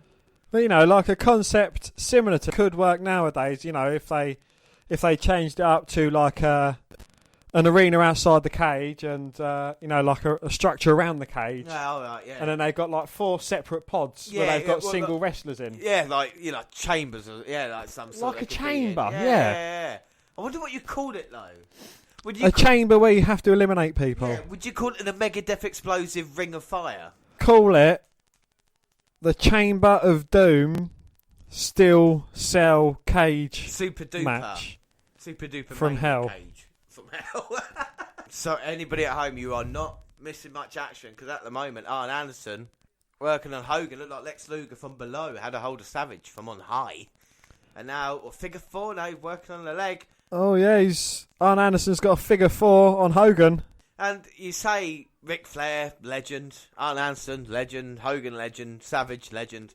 This is the shit they got up to. Don't anybody tell you that the old wrestlers didn't do the kind of crap. You know what I mean? Am I correct in saying that all 4 are Hall of Famers? Yes, indeed, yeah. And exactly, so this is the kind of shit they did. Involving a lot of shit here tonight, apart from the next... Well, actually, I'll tell a lie. This is the last stop on good wrestlers as we carry on, I feel. Ric Flair's got a weapon, but he's dropping it down to the cage below. Yeah, he wants to give it to someone else. Flair's just laying there, he's in a bit of trouble. Referee Randy Anderson's there to check the action. Oh, wait a minute. Down below, Barbarian and Ming just had powder in the face. Oh, and he's just throwing some in the face of Arn Anderson as well. I mean, there's a lot of powder going on. And then Hogan is escaping through the trapdoor. I tell you what it reminds me of, as Hogan does go down the door. You know those kids, the play things they have? I went on one... Adventure Playground kind of thing. Yeah, exactly. Adventure Playground is what it looks like. They should have those balls everywhere. Ball pit, yeah. So they've gone from 2 wrestlers now to facing 4 wrestlers. Yes, but at least they've escaped Ric Flair and Anderson. They are out of the match now. Well, there is certainly no way that Flair and Anderson could actually climb down through that trapdoor, is there? No way in hell. It's officially locked off. So now Kevin, and you can see these are 2 compartments here as well. And Hogan's got the chain wrapped around his hand. He hits Kevin Sullivan. So I was just taking a breath for how exciting the action was. And now to come to the other side. It's basically a cage house, isn't it? You know? It is. Yeah, whose house? Cage house. Is that Lex Luger? Yeah, Lex Luger is in this match. Hogan. Yeah. Luger is part of the Dungeon of Doom. Doomsday Cage match. Ming just clotheslined Barbarian all the other way around, and now Savage having his way. But Hogan, bit of trouble with Sullivan and Luger. Oh, he's got a foreign object, of course, that Ric Flair dropped down. Also, they say WCW international object because they don't want to be racist. And it is quite hard to tell what is actually going on. I think Savage is getting worked over by 2 guys, and so is Hogan. Oh, it looks like... Oh, Hogan's come to Savage's rescue, and he's having a meeting of the minds of Ming, the Barbarian. Oh, and look, Hogan's locked Ming and the Barbarian into a cage, so he's turned it into a 2-on-2 match. Ah, clever thinking. And now Ric Flair and Arn Anderson can't get down either, because then they'll be stuck on that side. Ah, ha, ha, ha. So it's Kevin Sullivan and Lex Luger on that side. Oh, we see, of course, woman, Miss Elizabeth, Jimmy Hart. Of course, he turned on Hogan. Jimmy Hart. He turned on Hogan a few times, though, didn't he? Yeah, he's turned on Hogan more than Matt turned on Jeff. So I don't think, you know. Indeed. Oh, wait a minute, and look at that. Nice, helping Arn Anderson down. But how are you going to get through that? Hogan chained it shut. There is no way that door's opening. Uh-oh. They might have opened it accidentally already. Oh, and look, Hogan and Savage have both escaped down... Oh, no, that's Hogan. That's Sullivan there. Oh, Sullivan and Hogan. Fucking looks similar. Oh, that's a compliment to Kevin Sullivan there. No. To be fair, old blokes with bleached blonde hair, yeah, I can understand. Oh, and look, Hogan's threatening to push Sullivan off the scaffolding there. And that's about a 75-foot drop. That is very precarious. And now the 4 guys still can't get through that chained up door. I can't, but Hogan and Sullivan going down the structure. Oh, and Hogan might be going off now. Oh, he's in a precarious position himself. And of course, Tony Schiavone, Bobby Heenan, and Dusty Rhodes trying to sell it as best they can on commentary. You know, it's really, what is it? Okay, Bobby, now you being manager of the year so many times, what is the snake and grass Jimmy Hart thinking about here? And woman, and Elizabeth standing out there, you know, I mean, the two devilish women, what kind of strategy is he yelling at them up there? What can you say when they're 45 feet up in the air? Well, when I manage people that are involved in a cage, there's not much you can do once that door shuts. All you can do is give them support.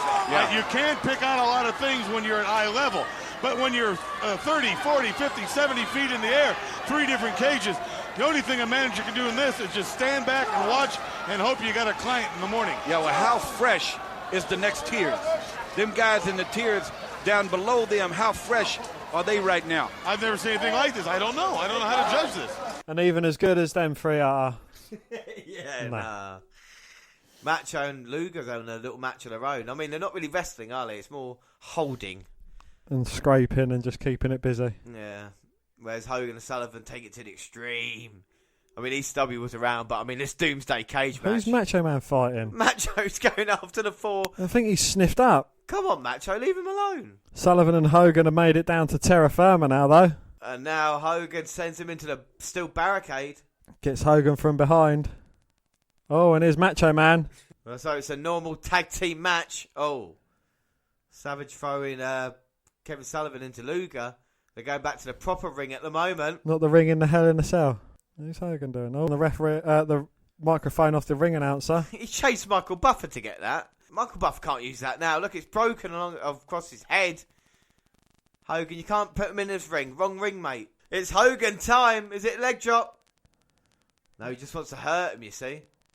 That's the only moves Hogan's to hit that. Yeah, he's like, oh no, I don't want to blow my wad too soon. Hold on a minute. Still got another 10 minutes left of this match. Clothesline. Oh, wait a minute. Jimmy Hart, has he got out the other members of the Alliance / Dungeon of Doom? I don't know what's going on. We're split screen again. Luger throws Macho into the structure. Hogan running and throwing Sullivan into the cage around the ring. Oh, and Hogan sneaking up on Luger, takes out Lex. And Macho Man now turning his attentions to Kevin Sullivan. Oh, and Hogan hitting Luger on the back with a satchel. Split screen again, yay. And Sullivan, we're hitting Savage. And you made an excellent point about this, because nowadays we've got, of course, our 100-inch screen, so it fits in a little bit better. Back in the day, you had the tiniest of TVs, so a split screen here means you probably wouldn't have seen anything. What year was this? 1996. So you'd have had the LCD terrible quality TV, which would have been, about 20 inches if you're lucky. So you'd have had like about a 6-inch box either side. And you're probably not watching this live, you're watching it on VHS as well, so that means the quality's even worse, because you've got the lines in the corner and stuff like this. But Luger getting thrown by Hogan, and what's Kevin Sullivan doing? Apart the set. He's got a couple of planks of wood, and Hogan's taken Luger into the main ring again. Now look at Hogan posing. Hulking up. Oh, but Sullivan looks like he's on his way down to the ring. Maybe he remembered what to do. He didn't want... Oh no, Macho now's got the plank. Here he goes. Oh.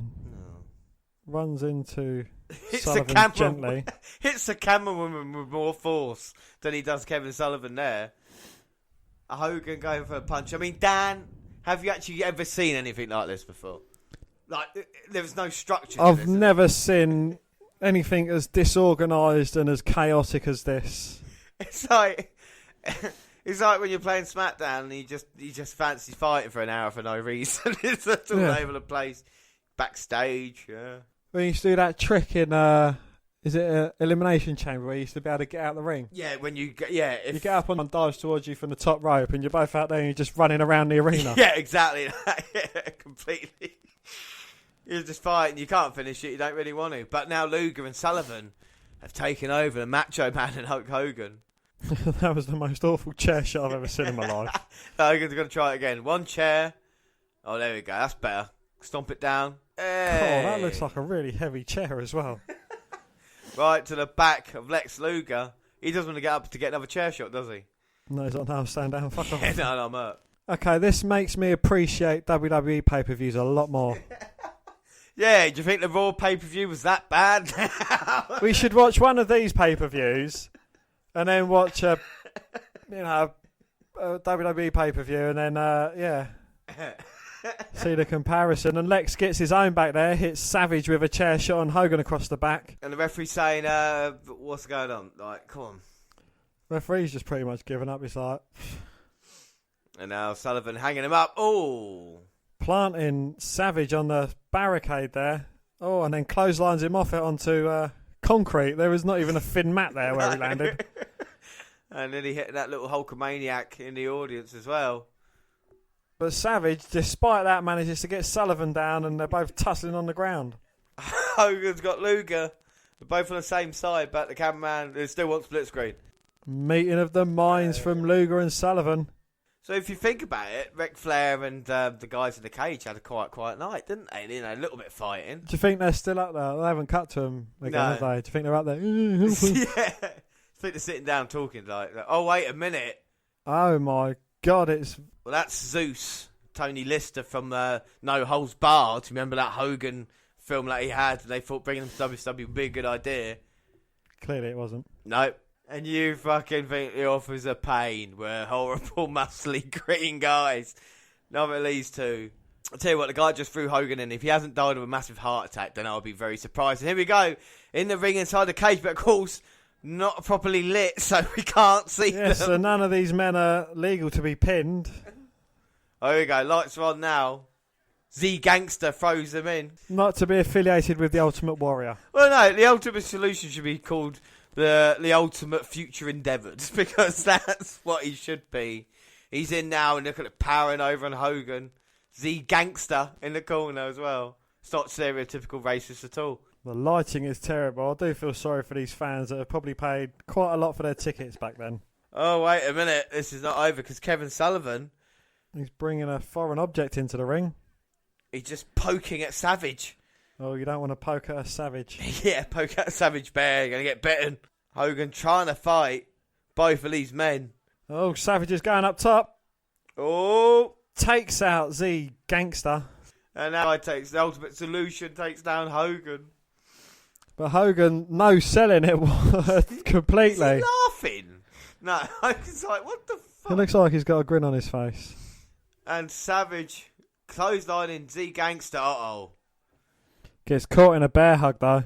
Hogan saying, put your head against here, mate. Yeah, you go. That's what we do. Bouncing his head against the most flexible cage wall ever. He's like, yeah, no, we won't do that.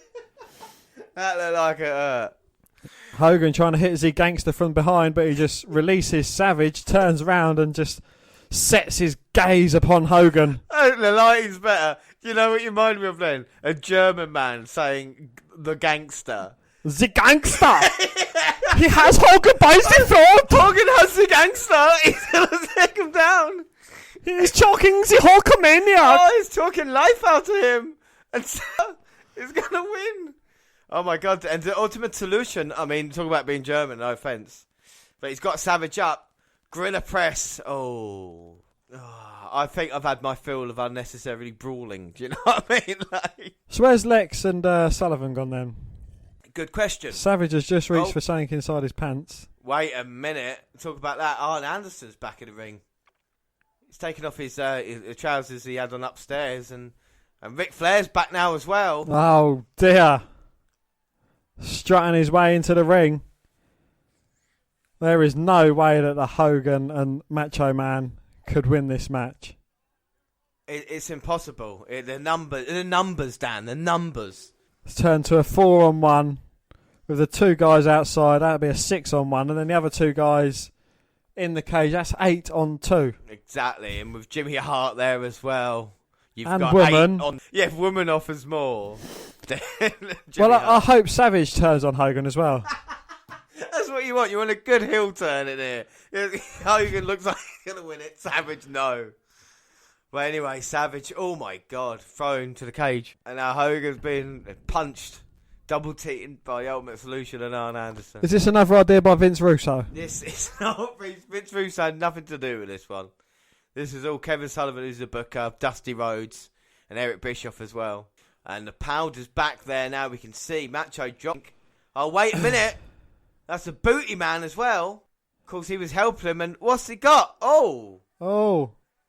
The powder into Z Gangster's eyes and the ultimate terribleness. Oh, frying pan. Out of the frying pan into the fire, Dan. As they, That's it. Hogan's going crazy with a frying pan. Oh, my God. And these lights are fucking awful, going from yellow to purple to normal. They are. Hogan hits the gangster with the Macho. Hogan and Macho are just going around beating everyone with a frying pan. Oh, Macho tripped up but still managed to hit his target. Oh, wait a minute. There we go. There's Lex Luger. Oh, throwing Hogan out there. Well, that was it. But just Flair, everybody in the ring was just hit by frying pans. Oh, hang on a minute. Luger's putting his glove on. Oh, loaded glove there. I was just about to say, frying pans weren't enough. Loaded glove by Luger. Oh, Savage ducks. And Luger looks like he wasn't supposed to hit Ric Flair, but he actually does hit Ric Flair on purpose. That's just... It's what? It's ridiculous. Ridiculous. And now... Hogan and Savage escape. No, they look to escape the cage, but Savage goes flying back in. Oh, he gets the pin. Gets the pinfall. And that's it. Savage and Hogan win. And against the odds, Hogan and Savage have beaten 8 men. 8 on 2. Randy Savage and Hulk Hogan get the victory. Unbelievable. Dan, what did you think of that match? That was... terrible. What? Was there anything that was right in it? No. The presentation was horrible. The whole point of these 8 men, Ric Flair included in this, Lex Luger. A 16-time world champion Ric Flair. Treated like that. I mean, and the finish as well with Luger about... Well, they escape the ring, forgetting to pin someone, and comes back in, pins someone quickly, and then goes. And Ultimate Solution, Arn Anderson, everybody in the ring cannot believe it. God almighty. How ridiculous was that? Well, James, there's only one thing more ridiculous, and that is Jinder Mahal pinning Randy Orton for the World Heavyweight Championship. Alright, so we move on to one of my personal favourites. Now, I didn't know in the list, but we're going to have back-to-back steel cage matches, Dan. Are you ready for this? This is one of my personal favourites. It is the Kennel from Hell match. Well, it can't be any worse than the Tower of Doom steel cage match. You want to bet? You want to bet? I see your bet, sir. Here we go. WWE Unforgiven 1999, 26th of September. Here we go. Well, King, I'll tell you what, Al Snow has been a distraught and a desperate man as of late. Heartbroken because of the abduction of his dog, Pepper. Well, without a doubt. I mean, you know, Pepper is Al Snow's closest friend. Big Boss Man abducted Pepper. It was a dog napping, and Al Snow has been, I mean, he's been heartsick ever since. And, you know, Boss Man asking for ransom, and what Boss Man did was he said, Al Snow, you give me a hardcore title shot, I'll give you back Pepper. The only problem was Boss Man didn't uphold his end of the bargain. No, he took the hardcore title, plus he took Pepper after the match was over. But you know what? Al, he continued to beg, and I think that Boss Man I once had a little dog when I was a kid that ran away. I figured out a way to make this whole thing up to you. You come to my hotel, you find my room next Thursday, I will personally hand you Pepper. Well, King, Al Snow did go to the Big Boss Man's hotel room earlier today. We have footage. We haven't seen it yet. It was shot earlier today, but I can tell you this. It was a happy reunion between Al Snow and his dog, Pepper. Well, it's about time. That's good. Can we see it? I just want the dog. Don't touch me, please. All right? You don't have to get hot. The dog's at the groomer's. I'm having him cleaned up. He's going to look nice for you. The groomer's Ray. He doesn't have any hair. Just have a seat. What? I don't want to sit down, Ray. I went to a lot of trouble, Al. I'm going to make sure I do the right thing here. Do the right thing. The right thing would be give me back my friend. Well, I am, Al. You just got to trust me. You know, I got the finest food in Massachusetts. You don't understand what that dog means to me. Yeah, I do. I had a dog when I was a kid. I understand. I told you I could sympathize with you. But what are you doing? I don't want to eat, Ray. I didn't come here to eat. Al, just eat the food and let me do the right thing here. Do the right thing. Give me the dog. That's, you know. He's on his way. The guy said he'd be bringing him. You just got to trust me, Al. I'm here, aren't I? Ray, if I eat the food, will that make you happy and then you can give me the dog? Oh, yeah. If you're giving me a chance to do what's right. I'll do whatever you want. Just, please, just give me the dog. Because you're supposed to give me the dog. Right? Oh. How you like it, Al? Aren't you going to have any? Oh, yeah. I'm going to have a lot of it. How's it taste? Oh, well, it's Not bad. Cook it yourself? Well, Uncle Harry, a restaurant I know down in Boston, cooked it. But will you do me a favor? Try not to get one of them paws stuck in your teeth. That's right, Al. 100% grade A pepper. No. What's the matter, Al? You don't like pepper? You don't like the way pepper tastes? You don't like the way pepper looks? Huh? You don't like pepper? Huh? What's the matter with you, boy? Huh? You don't like the way pepper tastes? Huh? You don't like what? No way. Pepper's not going to take an elevator today. You're going to eat every damn bite of the little son of a bitch. I told you, if he bit me again, I was going to send him straight to hell. Huh? You understand me, Al? Huh? You understand me what this is all about? This is hardcore, and you can damn well bet. Huh? You can damn well bet. Huh? Yeah, I'm hardcore all the way. I told you Pepper was going to live with you for the rest of his life. Unless you go to the poop shoot or something. Understand me, Al? That I am hardcore. Pepper's a little and you're a dumb son of a bitch. That's what hardcore is all about. Can you dig that? Yeah, tastes like chicken. Oh my God. King, what? Boss man is. No, wait a minute. Al Snow was eating pepper steak. Oh my God. Boss man is sick. This is. He's sadistic. I mean. Well, a month earlier at SummerSlam, Al Snow had defeated the Big Hardcore Championship. This instigated a feud between the two and a switch of the belt, which culminated in the British Bulldog defeating the Boss Man for the title and just giving it to Al Snow. On September the 13th, Boss Man accepted Snow's challenge in the Kennel from Hell and the stage was set. Yeah, so this is number 4 on our list, and you see already the Hell in a Cell coming down. We're going to have a blue bar steel cage around the ring. But of course, the storyline itself was almost Shakespearean in its beauty, Dan. Because on the August 23rd episode of Raw, Big Boss Man attacked Al Snow during the defense of the Hardcore title and stole the champion's beloved pet dog, Pepper. This led to a nauseating angle on the September 2nd edition of SmackDown, where Big Boss Man revealed that Snow had inadvertently eaten his best friend. Passing off the murder of an innocent animal as entertainment, a week later, Snow was Hardcore champion and eventually challenged Boss Man to the match to gain revenge for his pet, best friend, and dinner, all rolled into one. So this is Al Snow backstage interview, and let's just see what he says to Boss Man quickly. Boss Man, it's come down to this, a Kennel from Hell match, and I bet you're regretting what you did to Pepper. I don't regret a damn thing I do. I tell you what, you're the one that's going to be regretting something. If you ask me another question like that, I'm going to shove this nightstick right up your ass. You got that? Oh. See, I've spent my whole adult life dealing with people inside of cages, and tonight will be no different. Whether there's dogs there or not, this night's going to be a night nobody's going to forget, especially Al Snow. Well, Al, this all started with Pepper, and now tonight it's going to end with a Kennel from Hell match. Tonight, Boss Man, for everything you've done to Pepper, for the memory of Pepper, I'm going to be all over your fat, donut-eating ass like a one-man crime spree. You fat, worthless son of a bitch! Don't promos like that anymore, do you? Well, nobody quite knew what to expect in the first ever Kennel from Hell match. But rest assured, it was worse than any of us could have imagined. Well, we've got an exclusive as well, because thanks to Dan's friend Vince Russo, we have an inside scoop of what happened on that day, said by Vince Russo. Dan? Al and Boss Man steel cage that is somehow surrounded by vicious canine attack dogs. Just in reading this alone, I can't even remember the structure, is that the idea was for both wrestlers to be in severe danger of getting ripped limb from limb by trained police dogs. Only one problem, when I arrived to the building that day, there was no trained police attack dogs.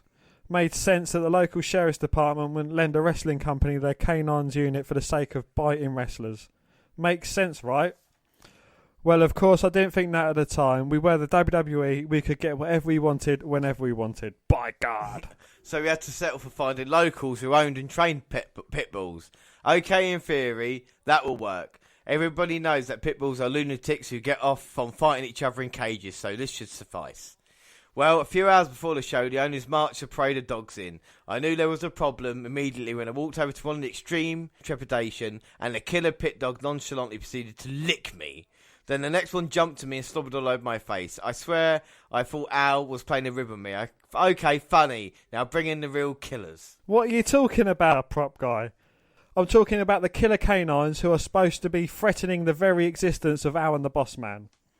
These are them, he calmly answered. You wanted pit bulls, I got you pit bulls. Yeah, Richie, I wanted pit bulls, ones that will eat people, not ones that will lick you to your final death. I wish I could pin this one on Richie, but he had nothing to do with it. This mess was 100% all on me. Envisioning 6 killer pit bulls foaming at the mouth, just waiting to pounce on the big boss man, looking to shed him of a few pounds. I discount the fact that we could have never really known what we'd be getting from the dogs. With all the lights, camera and crowd wrestlers in action, how would they perform? I swear, I actually believe that owners may have fed them some summers that they found laying around the locker room in an attempt to try and calm their nerves. Now, them summers that he's talking about, somas, they're a drug that famously have had a history of actually killing wrestlers because it makes you, it's a muscle relaxer basically. So, and if the more muscle you got, I guess the more relaxed you are. Do you know what I mean? So, that's what he did to attempt to calm the nerves. And this is one of my favourites, but it is known, Dan, as a real shit show. What a freaking stinker. Yes. And it's all courtesy of one man, your friend, Vince Russo. Yes. So we see and look at Boss Man's eye, been busted up by Al Snow recently as well. Of course, Unforgiven 99 is known as the referee strike. We had we didn't have official WWE, we didn't have WWE officials, no one really wanted to take part in it. But yeah, you know, Boss Man, he wasn't dealt a very good hand by WWE. You know, even though he remained quite loyal to them throughout his long time with the WWE. It's like, well, you're never going to win a championship, like a world championship, but you are going to get hung from a cage, and you're going to be in possibly one of the worst matches ever. Look, 1999 was a year, like you say, for Boss Man. He got hung at WrestleMania. He had this match in September, and in December this year, we'd be driving Big Show's father's casket away in a truck. So we had all this in 1999. And then, for worse stuff, they gave him Bull Buchanan in 2000. So like we say, the treatment of Boss Man, it's never been worse. I did like the Boss Man. Hardcore was alright, but this is going to be something else. As we've already started the match, of course. So the goal is to escape both Cage and Hell in a Cell when the dogs are around. The dogs aren't here yet, and they're just brawling hardcore style. Oh, and Al Snow's got control of the Boss Man's nightstick, and he's using it on the big Boss Man. Yeah, I think this is a better match than the Doom, but then again, every match is. So, you know. Or now Snow's locking Boss Man out, so when the attack dogs come down... The vicious attack dogs, the killers. Oh, Vince, here we go. Look at these killers, Dan. I've been wanting to watch Kennel from Hell on WWE Network on the WNR podcast for years. Do you know? Here they come, they're dogs. The most vicious looking animals I think I've ever seen in my life. This is unbelievable. Coming inside Satan's structure. Boss Man doesn't know what to do with himself. I mean, he doesn't know whether to shit or wind his watch, does he? As the dogs come in, they can smell other dog on Boss Man, can't they? Ooh, you killed a dog. Dog killer. Boss Man has got nowhere to go. I mean, they're in the Hell in a Cell. Oh, nice. And one of them pissed in there already. Yeah, his first thing he did when he got into the cage, took a piss. Mark his territory. Yeah. Oh my God, they're chasing the Boss Man. Look how violent they are. The Boss Man trying to get away from either the dogs and get into the cage. I mean, God, fuck that. And you can hear them barking at each other as well. And a snowplow there. As he tries to work Boss Man's hands. They're trying to make him fall into the dogs and get eaten alive. I mean, you know, the Boss Man made Al Snow eat his own dog. He did. And you can't really... We've seen a lot tonight. We've seen mothers getting kidnapped. We've seen fathers getting covered in concrete crypts. We've seen brothers getting fucking destroyed by fireworks. Ole! Sim fireworks. And we're seeing this now. I mean, how low can you go eating a dog, you know? Oh, look at these dogs now. They're sniffing each other's asses. Vicious attack dog sniffers. You would think they would just let them off the lead and let them run round. That would be the effect, wouldn't it? But I suppose you can't, so... Should have lent him Django. Oh, and Al Snow's running around. I mean, he could escape there, couldn't he? Yes, and the dog was more focused on the other dog. Yes, if my dog was in here, he'd kill Boss Man and Al Snow. But No, he'd try and get out to kill me. Well, I don't care about these other cunts. I want you. Yeah, but the thing is, you're not in America when it happens. You're in England. So Django has to go to the airport. He's on the plane. He's just sniffing his way back to me. Back to the match, and Al Snow's in a precarious predicament. And you don't want to be in there with Big Boss Man. Of course, like we say, Boss Man's already been in Hell in a Cell, already been hung. So, I mean, it's just quite tough for him to show up for this one, you know? Indeed. Like last time I showed up, I got hung. And he suplexes Snow from the outside of the cage back into the ring there, and both men in a very precarious position now. And that's one more wrestler move than we saw in the Doomsday cage match as well. So well done, Boss Man and Snow. Boss Man, send him into a cage. But we've never seen a cage in a Hell in a Cell before. Do you think it's quite a good concept? Yeah, I think it is, the dogs, not so much. But, the cage and a cell match, I think, that would be interesting. They've got to escape one cage and the other. And, there could be like a lumberjack or a couple of lumberjacks each on the outside, just to make it even more precarious. As Boss Man just breaks something across Al Snow's face. And he's already busted wide open. Must be busted open by that object. Tray to the face. It's a baking tray to the head, and Snow was just teetering there. Boss Man just shoves him down to the mat, and he's busted wide open now. He's got help me on his head. I think he does need help. Boss Man can't escape like he's scared of those killer dogs there. And what's Boss Man going? Where's he going? It looks like some pliers or I don't think bolt cutters. I think they're too small for that. But wire cutters. Cutting his way out the top. That's an interesting, innovative way to get out. Yes, it is. I mean, if Boss Man gets out, that would be a real escape. Be able to climb down. Al Snow's nowhere to be seen at the moment. So you can never use that Hell in a Cell again now. Boss Man, thanks. I can use it to chokeslam someone through. Yeah. Oh, Boss Man's... Al Snow's up low. Oh. Got a baseball bat or something, can he? Just hits Boss Man. Oh, snaps it over Boss Man's back. That's a home run there. But Boss Man completely no-sells it and hits Snow with a right hand. And the right hand's more powerful than the baseball bat. There you go. Oh, my God. And he's got them pliers locked onto Al Snow's ear. We've just seen it cut a hole into the top of the cage, and it's going to rip one of his ears off. Oh, my God. He's trying to be like Mick Foley more and more, isn't he, Al Snow? Hey, Powder. Hey. Let's see Powder again. Powder in a cage match. That's original. Oh, he's going to hit. Oh! But Snow then knocks Boss Man's hand and sends the powder into his own face. I mean, we know wrestlers was doing a lot of coke back in these eras, but fucking hell, coke to waste. And that's how much money was made during the Attitude Era, as Al Snow hits Boss Man around the face and cuts him open. And what's he doing? Jabbing something into his Boss Man's head? Yeah, trying to... gouging him open. An eye for an eye, isn't it? He fed him his dog.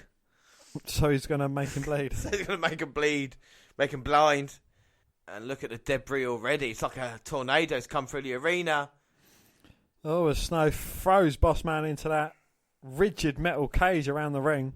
Well, those dogs, look how near they are. Look how vicious they are. It looks like they're starting to hump each other. Throws Boss Man into the cage again. And I mean, listen to the excitement in the crowd. You hear how hot they are right now. Oh my God, dogs don't like each other. Well, if it's hard enough to see wrestling through a cage or a cell, having a cage and a cell. Double it. Yeah, exactly. They should have a blanket or a sheet blocking the side of the cell as well. Oh, fucking hell. Did you hear that? God. Ding. Snow plowed in the back of the head. And if Al Snow did have any brain cells, they're definitely gone now. Exactly, yes. What does Al Snow need? Oh, what's this? Handcuffs, Boss Man now. Boss Man's handcuffing Al Snow into the corner. Cheers, JR. JR. Oh. Al Snow didn't realise because he went to attack Boss Man. And now he's in serious trouble. Boss Man cheering already. I mean, just climb out of the cage. Oh, Boss Man looks like he's going to be climbing to safety. He's had it all planned, hasn't he? The big man from Cobb County, Georgia. Oh. And Al Snow just looks like he ripped the handcuffs off the corner. Yeah, flew backwards as well. Now he's scrambling up to stop Boss Man. Oh, fuck that. shaking the cage, and Bossman is left. Oh! Comes off the cage and crutches himself on the top rope. I don't think it's as bad as everybody's making out it to be. I don't think it's bad, no. I mean, the dogs haven't done fuck all, don't get me wrong. But, what did everybody need? Head. And Al Snow's just about to give Bossman head, even though Bossman gave him his dog. Oh, and it looks like Al Snow's climbing out the side of the cage. Bossman going the other way. Al Snow's now out the cage. And out the head of the cell. He drop down to them Rottweilers? I mean, they are vicious animals. He's trying to kick the cell out. That's not going to work. And the Rottweilers are there. Bossman's nearly on top. Oh, Snow's gone. Snow's out. Snow wins. He's got revenge over Big Boss Man for forcing him to eat his own dog. Hopefully. Yeah, JR says we've seen the first and the last ever Kennel from Hell match. And Al Snow, I mean, Pepper used to love head, don't get us wrong. And that's what the memory is. Al Snow's won this for Pepper. Unfortunately, we didn't see anyone get mauled by dogs, though. We didn't. Rottweilers fighting with each other. No, I want Boss Man. I think there's a couple of fucking on the outside. Yeah, they've left a little surprise. Here, Boss Man. Opens the door and runs his fat ass down the ramp. Oh, but he's getting chased by those Rottweilers, Dan. They're hungry for blood. Vicious. Oh, one fell over. The fat one fell over. So, Dan, what did you think of the match? To be fair, I think it's probably the best match I've seen so far tonight. Awful edition. If you know what I mean, you know. Yeah, I think that's fair. I think that's really fair to say because we've seen awful matches. It's not bad. It's just the concept was terrible. The dog idea was even worse. The storyline behind it was even very bad. But the match itself, again, you know, it wasn't too bad. Yeah, no, I don't think it was too bad. But it's just one of those that I remember because people say it's bad. But going back on it, and I don't know if it's the strength of the list already, but maybe because we've seen such good awful ones that we finally got something a little bit different here. Yeah. So, Dan, does it get any more ridiculous than that Kennel from Hell match? Well, James, there's only one thing that is actually more ridiculous from that Kennel from Hell match, and that is Jinder Mahal beating Randy Orton for the World Heavyweight Championship. Well, we move on. It is our top three now. And up next is from the 18th of August, 1990. In 1993, the sports entertainment world was shocked to its very core at WCW's Clash of the Champions 14. A grand unveiling was planned during Ric Flair's Flair for the Gold talk show segment. The dirtiest player in the game would assist Sting and the British Bulldog in revealing their mystery partner for the upcoming War Games match that would ultimately pit them against Sid, Vader and Harlem Heat. A pre-face paint Dustin Rhodes would complete the team of fan favourites. Sting proclaimed the Mystery Man would shock the world, and he certainly did. Right, let me just stop you there. So, we are going to Clash of Champions 24, Wednesday the 18th of August, 1993. And let's watch, you just set it up perfectly there, let's watch the moment the Shockmaster debuted on WCW. I'm gonna let Sting tell the people who the secret partner is gonna be. All I have to say is our partner is going to shock the world because he is none other than the Shock Master! All right. The Shock Master! I told you. Oh, God. Look at this mother. He's so flat in his ass.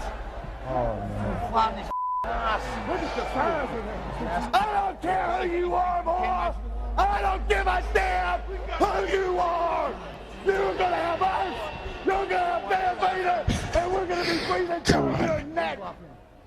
So you're the man that rules the world. They call me the Shockmaster. You've ruled the world long enough, Sid Vicious. Get ready. Come on, you want a piece of me? You want a piece of me? Come and get me. Come after me, Sid. I'm ready. Along with Davey Boy, Sting, and Dusty Rhodes, we'll see you at the Fall Brawl at the War Games. Until then.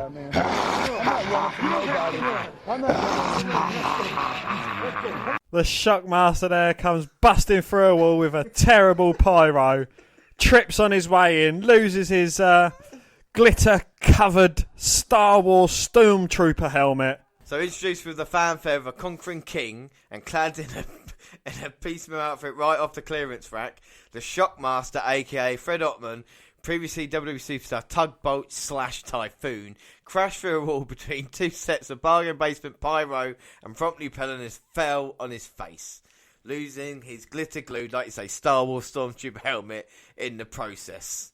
The furry vest remained intact, Dan. The ridiculousness was confounded with the fact that there was zero crowd reaction but plenty of reaction from the wrestlers in attendance. Flair is heard to say, "Oh God," as Ottman walked towards the wrestlers and stood menacingly in an attempt to somehow rescue this. Booker T then asked, "Who is this motherfucker?" while Smith exclaimed he fell flat on his ass. He fell fat on his fucking ass. Both of these comments were audible to the live audience and the television viewers, but would later be partially censored in future showings of the footage by the WWE. Sid Vicious reacted in rage to the Shockmaster, attempting to smooth over the incident, despite generating zero crowd reaction and leaving the announcers speechless. WCW decided to continue with the segment, and the Shockmaster was actually voiced by Ollie Anderson, who was in another room with a microphone. Perhaps, not surprisingly, the Shockmaster didn't amount to much in WCW. Few would know exactly what the promotion had planned for the character, but in the end the gimmick was short-lived and it was portrayed, quite rightly, as a klutz on TV until the Shockmaster was ditched. WCW attempted to salvage the incident by introducing a new character called the Super Shockmaster, also portrayed by Ottman. This too was short-lived. There are just some things there ain't no coming back from, and the Shockmaster's debut on our screens is one of those. The debut immediately lodged itself in wrestling infamy, and the Shockmaster's legend has only grown over the last 2 decades. So the Shockmaster, Dan, when you saw it, what did you think? Could you believe how fucking stupid it is? Well, even if he hadn't have fallen arse over tit, glitter-glued Star Wars Stormtrooper helmet, it still would have flopped. To add to this as well, we go to the Legends of Wrestling, which is one of my favourite shows on the WWE Network. It's round, and they're talking about worst characters, and it's a really good lineup. You've got Mick Foley, Dusty Rhodes, Michael Hayes, Pat Patterson, of course, with Gene Oakland as the host. And they talk through the moment in time because Dusty Rhodes was backstage. We'll hear what they say, and then we'll basically talk about it. Well, let's see if it's any better second time round. Say is our partner is going to shock the world because he is none other than the Shock Master! All right! The Shock Master! I told you. Oh, God. He's so flat in his ass. Oh, man. So flat in his ass. Look at the size of it. I don't care who you are, boy. I don't give a damn who you are. You're gonna have us. You're gonna have Van Vader, and we're gonna be breathing through your neck. Obviously, I was there. Obviously. Who came up with it? I did. But it. Fred's a great guy. Of course we call him Uncle Fred. I'm going to tell you the story quickly. Uncle Fred, early in the day, had busted through this wall as the Shockmaster on a flare for the goal. Busted through the wall. Everything went good. David Crockett had somebody nail a 2x4 on the bottom of the new wall, which was not there when he busted through the wall the first time. Okay? The voice of Shockmaster was Ole Anderson. He was off in another deal with a microphone. Also the voice of the Black Scorpion. Yeah, to say, I am the Shockmaster. I come to kick somebody's ass. You know what I mean? Well, we're all sitting there live, and all of a sudden the bomb went off, and Uncle Fred, poor Uncle Fred, Uncle Fred bust through, and he hit that 2x4 that David Crockett had put down there to sabotage my ass, had put there, and the Shockmaster fell flat on his ass. The helmet rolled off. He fumbled for the helmet, and I'm sitting there, what we call a gorilla position, and I'm started to rumble with the laughter to where they almost had to take me to the hospital. And as he fell and he found the helmet and he put it back on, and somebody stood up And Ole's voice started cracking, and I'm the Shockmaster. So at home, they're watching this on television. All the kids, young Cody's there with all the kids. They're watching this, and the kids looked at it in fright, and they're laughing, and they looked at it in fright. And Cody turns around to all the other kids, and he says, I think that was Uncle Fred. And it was Uncle Fred. And if I'm laughing, the skit was over. Uncle Fred came out in front of the gorilla position table, and he knelt down and he flopped that helmet there. And he said, you can stick this. I couldn't even talk. He used the F word. He said, I effed this up, didn't I? I said, buddy, I laughed so hard. They had to take me to my room. I mean, I was laughing so hard. It was an amazing moment, almost as amazing as Ask the Question. My other one was the gobbledygooker. When I see the gobbledygooker, you was involved in. I had nothing to do with it. But we have a battle all the time, me and Vince, all the time. Which was the worst? We'll be drinking or having a cocktail together, and he'll say, Shockmaster was the worst. I say, no, the gobbledygooker was the worst. So the Shockmaster gobbledygooker had to be two of the top of the line, and Uncle Fred was a great hand here, became World Tag Team Champions here. Him and Avalanche, an Earthquake, did a great job. Hector Guerrero, great guy. Yeah, but and Hector, great job. But man, when he bust through, and fella, and I think he said, David Boy said, God rest his soul. I think David Boy said he fell on his ass, but which he did. How can you possibly carry on with the promo afterwards? You just be like, I know it's live, but cut to our break. Fuck it. Well, when either of us fucks up inadvertently, we can't help but laugh and cry with laughter. Yeah. So fair play to them for trying to keep the game. You know, mainly the focus is on the shockingly awful Shockmaster. Yeah. But, you know, maybe on the other side of the camera, they're all just pissing themselves, like trying to regain their composure. Trying to get it back. So, yeah, it's Dusty Rhodes basically explaining more, wasn't it, Dan? Yeah, you know, he's saying that his son, a young Cody Rhodes, was at home watching it, and he was watching it with his friends, and he turned and said, you know, that's Uncle Fred. Yeah. And what had happened earlier is the rehearsal, we'd smashed through the wall, everything was fine. But what everybody didn't know is the announcer had put an extra bit of 2x4 down on the floor. Not Hacksaw Jim Duggan, the fella that retweeted me once before. Did he retweet you or the WWE Network review? Me. Yeah, we see put a bit of 2x4 of the wood down, and as he come through, he didn't know it was there, so he tripped over it. And that's basically what happened. Unfortunately, it was live, and it still gets remembered, like we say, so many decades on as well. But that was number 3. Dan, what did you think of that moment? It was shockingly awful. There's no coming back from it. You know, even the gimmick itself was awful. But the fact that he fell arse over tit, I think that was the icing on top of the cake. Have you ever seen anything more ridiculous than that? Well, now that you mention it, James, yes. The only thing that I've seen that's more ridiculous than that is Jinder Mahal beating Randy Orton for the World Heavyweight Championship. So we move on, and up next it is number 2, and man, this is a big number 2 because... So up next we are looking at the Brawl for All tournament, and this is one of my favourites. I absolutely love this moment.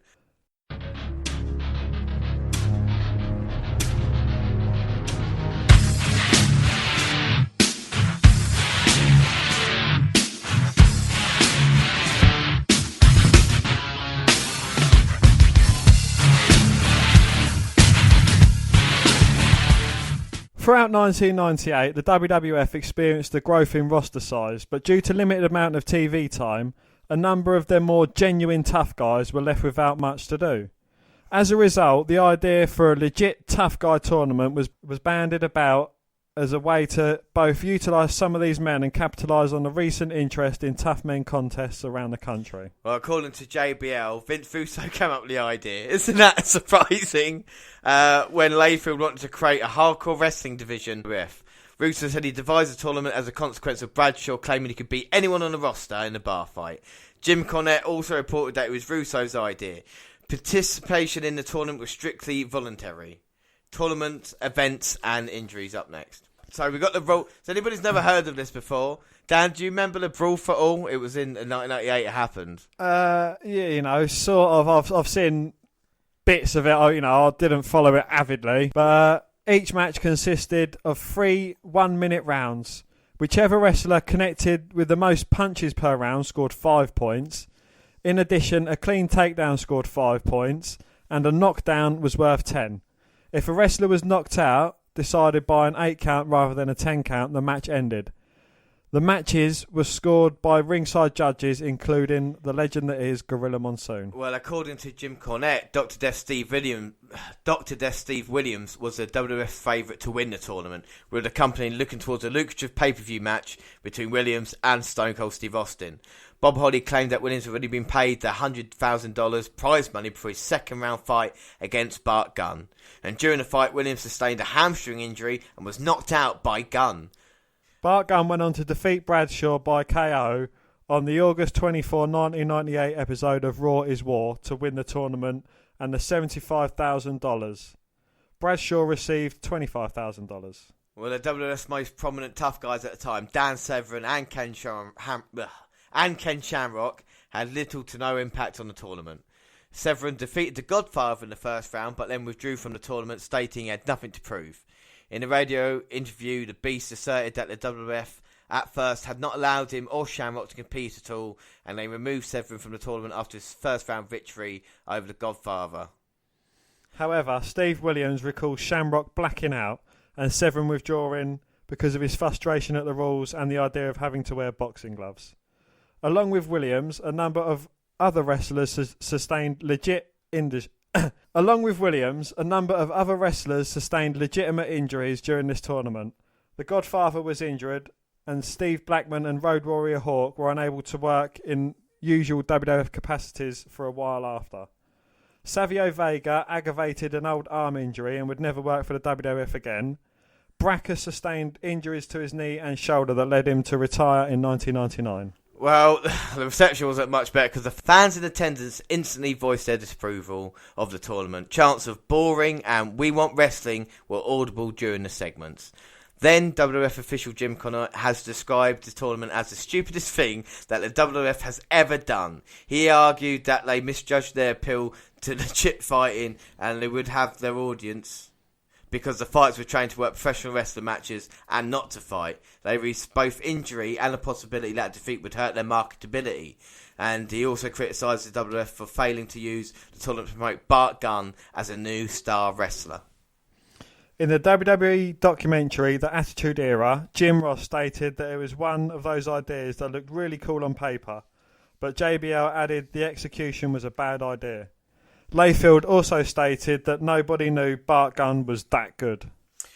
Well, immediately prior for the Brawl for All, Holly had been a tag team called the New Midnight Express with Jim Cornette as their manager. And they had won the NWA World Tag Team Championships after defeating the Headbangers in an episode of Raw. After winning the tournament, Bart Gunn feuded with Bob Holly, now known as Hardcore Holly, or now known as the guy who works independent. Gunn was later matched against a professional boxer, Butterbean, at WrestleMania 15 in another legitimate Brawl for All match. This is what we're going to watch. Yes, it's one of my favourite moments. It is number 2 on the list. And the Brawl for All, like we say, complete clusterfuck. WrestleMania 15, not known for being a great WrestleMania, of course, main evented by Steve Austin versus The Rock. But more famously, Dan, I think this is because it's my first WrestleMania watching live, and I think that means a lot to people listening at home, and we're going to watch this moment, and we see the judges as well. Look who it is, Kevin Rooney, Dan. Remember Wayne him? Rooney's dad? Yeah. Look, he's got the same hair. This guy's Chuck Wepner. He boxed Muhammad Ali, and he wrestled Andre the Giant. Not many men can say that. Yeah, the movie Rocky based on his life, Dan. Wow. I know. And now look at, Gorilla. Remember the Gorilla we saw WrestleMania 3? With that look in his eyes, he's certainly getting on a little bit here. A legend, Gorilla Monsoon. And that's why it's called the Gorilla position as well, the backstage area. So look at the impact that he had as well. But we're not looking towards that. We're not looking to respect anybody. It's Butterbean versus Bart Gunn. God damn it, WrestleMania, we're going to have a boxing match. Now, Bart Gunn's got a vicious left hand, and I say that I've said Bart Gunn be a dark horse here. I'd be a bit of an upset. I think he could get the job done, Dan. Well, Butterbean, he later went on to star in Jackass, having boxing matches with Johnny Knoxville inside an apartment store, and inside a department store and actually knocked him out. I know. So we'll see if Bart Gunn has much more success. We have seen Butterbean boxing before. He was boxing Mark Mero at In Your House Degeneration X back in 1997. And I remember an old, I don't know if it was Mega Drive or PlayStation, a boxing Butterbean game where he was just a huge character as well. So he's cult-like status, wouldn't it, Butterbean? He was not a serious fighter. Well, from a certain point of view, I suppose. More cards those back in the day, like a circus freak, if you would. Not offence to Butterbean. If you're around and you're offended, then yeah, I think I could take you now. Come on. You old cunt. Yeah, come on, big man. And here comes Bart Gunn. Here comes Bart Gunn. Bart Gunn, look at that. He's focused, Dan.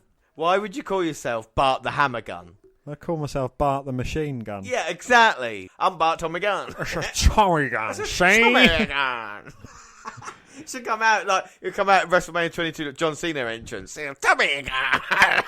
See the side of a fucking automobile. Automobile vehicle. So, we all know the rules for this. Dan has explained it perfectly. It is our number 2 most ridiculous moment. Would Butterbean be upset here? And just think how long it's taken. The entrances and everybody setting it up. I mean, it's taken a good 15 minutes of pay-per-view time just to get to this moment here. All the introductions are out of the way. We've seen what Bart Gunn can do, so, the smart money is definitely on him. Yeah, I would say. I mean, Butterbean's coming into a wrestling ring right now, even though they are boxing, but still. He's got a focus on his face. He's got that look. Deadly left. Michael Cole saying this to us, but Art Gunn's got a deadly left hand. So the referee, the judges are there. Here we go. Butterbean with a couple of stiff lefts and rights. Working the midsection on Gunn. Yeah, Bart Gunn's just got to watch it, isn't he? Well, he's absorbing... Oh! Stiff shot to the jaw there, Butterbean, and he's knocked Gunn down. And I don't think Bart Gunn knows where he is. Referee's checking on him. Well, 30 seconds left. I think he'll be all right. Here we go. Oh! And Bart Gunn has been sparked out by Butterbean. Oh! You remember that time at WrestleMania? That boxer knocked out a guy who was teaming up with Polly and Jim Cornette. That is ridiculous. Butterbean in 35 seconds. Wow, he didn't need a minute round to win. Good job I didn't have to put tape on the ropes, isn't it? Well, people are wondering now, Bart Gunn's still not woken up from that punch. Here we go. We see the start of it. What went wrong, Dan? Tell me. Well, Bart Gunn obviously underestimated Butterbean. He managed to get up from the first onslaught. And, I think that first right hand to the jaw definitely rocked Bart Gunn. Yeah. Fair play to Bart Gunn. He managed to get himself up. Yeah. Butterbean comes straight back in. Another right hand to the jaw, hitting its mark. Knocking Gunn clean out.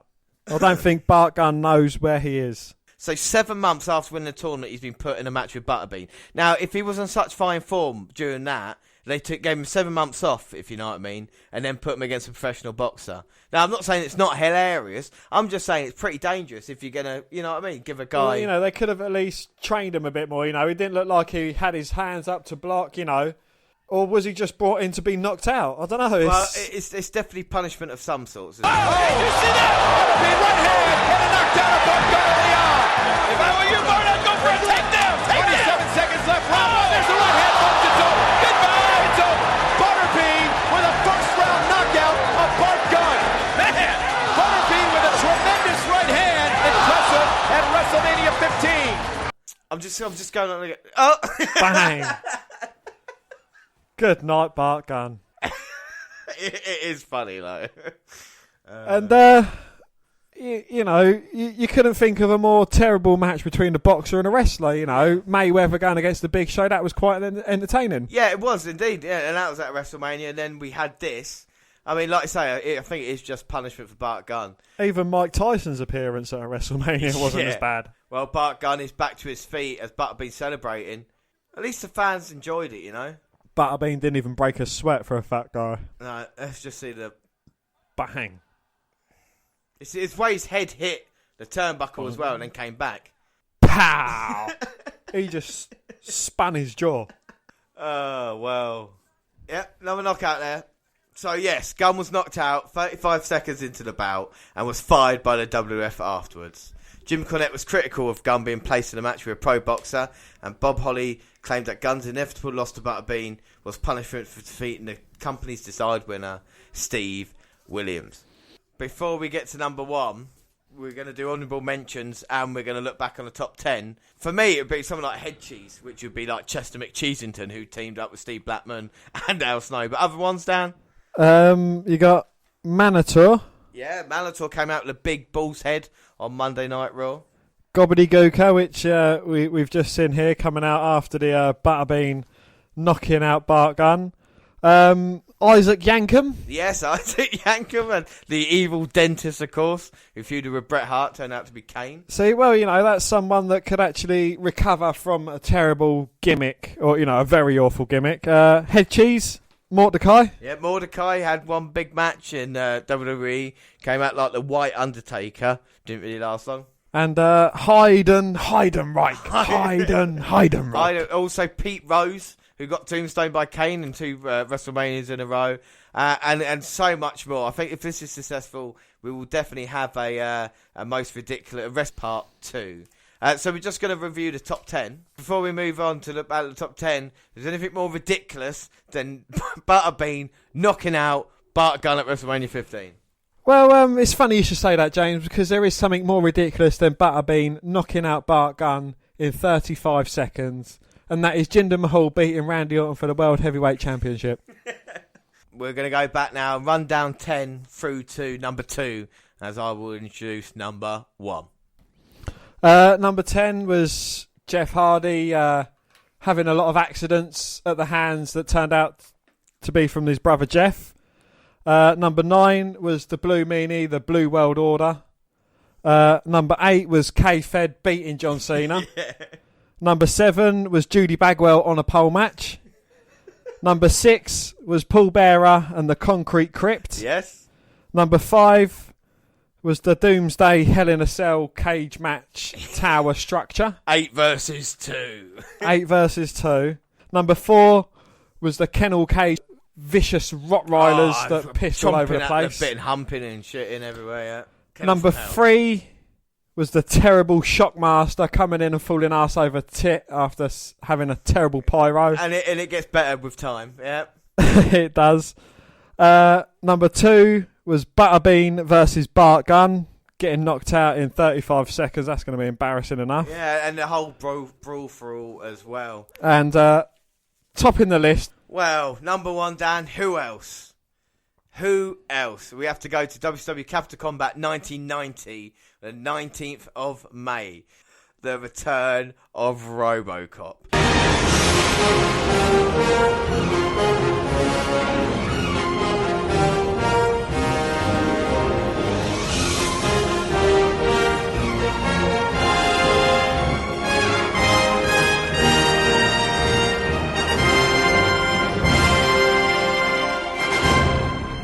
Pro wrestling was no stranger to cozying up with the movie business, even if the favour wasn't always returned.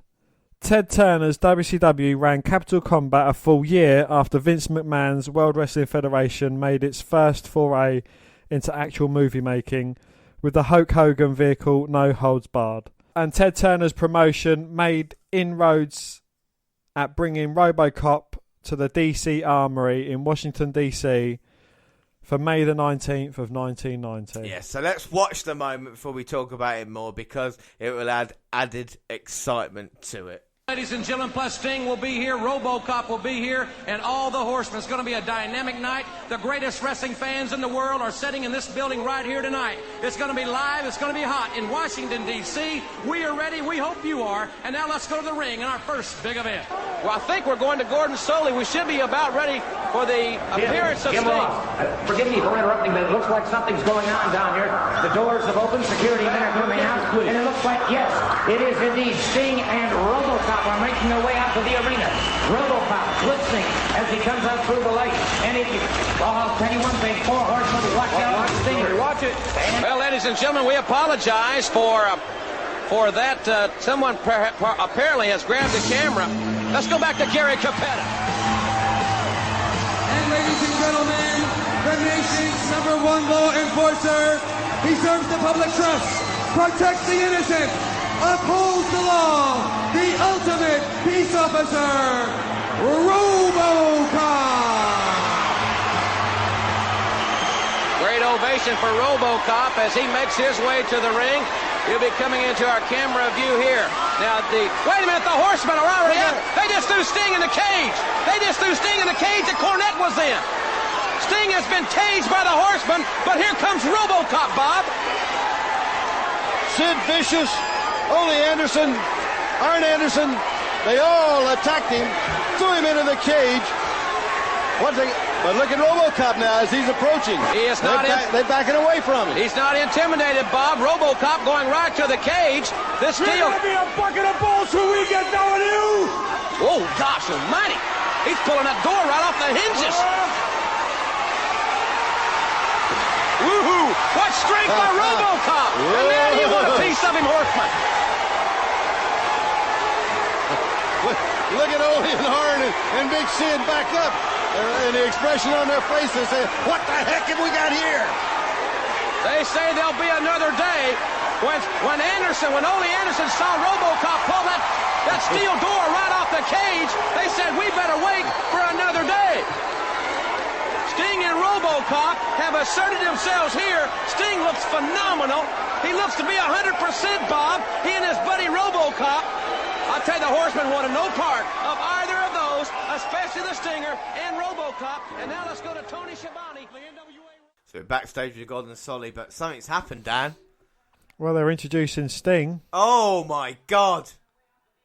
That looked like RoboCop coming through then. It can't be. Well, here comes Sting. And look at the fireworks going off. The Catherine wheels. Yes. And unfortunately for Sting, it's not the first time we've seen. No, it is the first time we've seen him tonight. Sting makes it after all those, the countdown. Then Sting finally made it into the two top threes.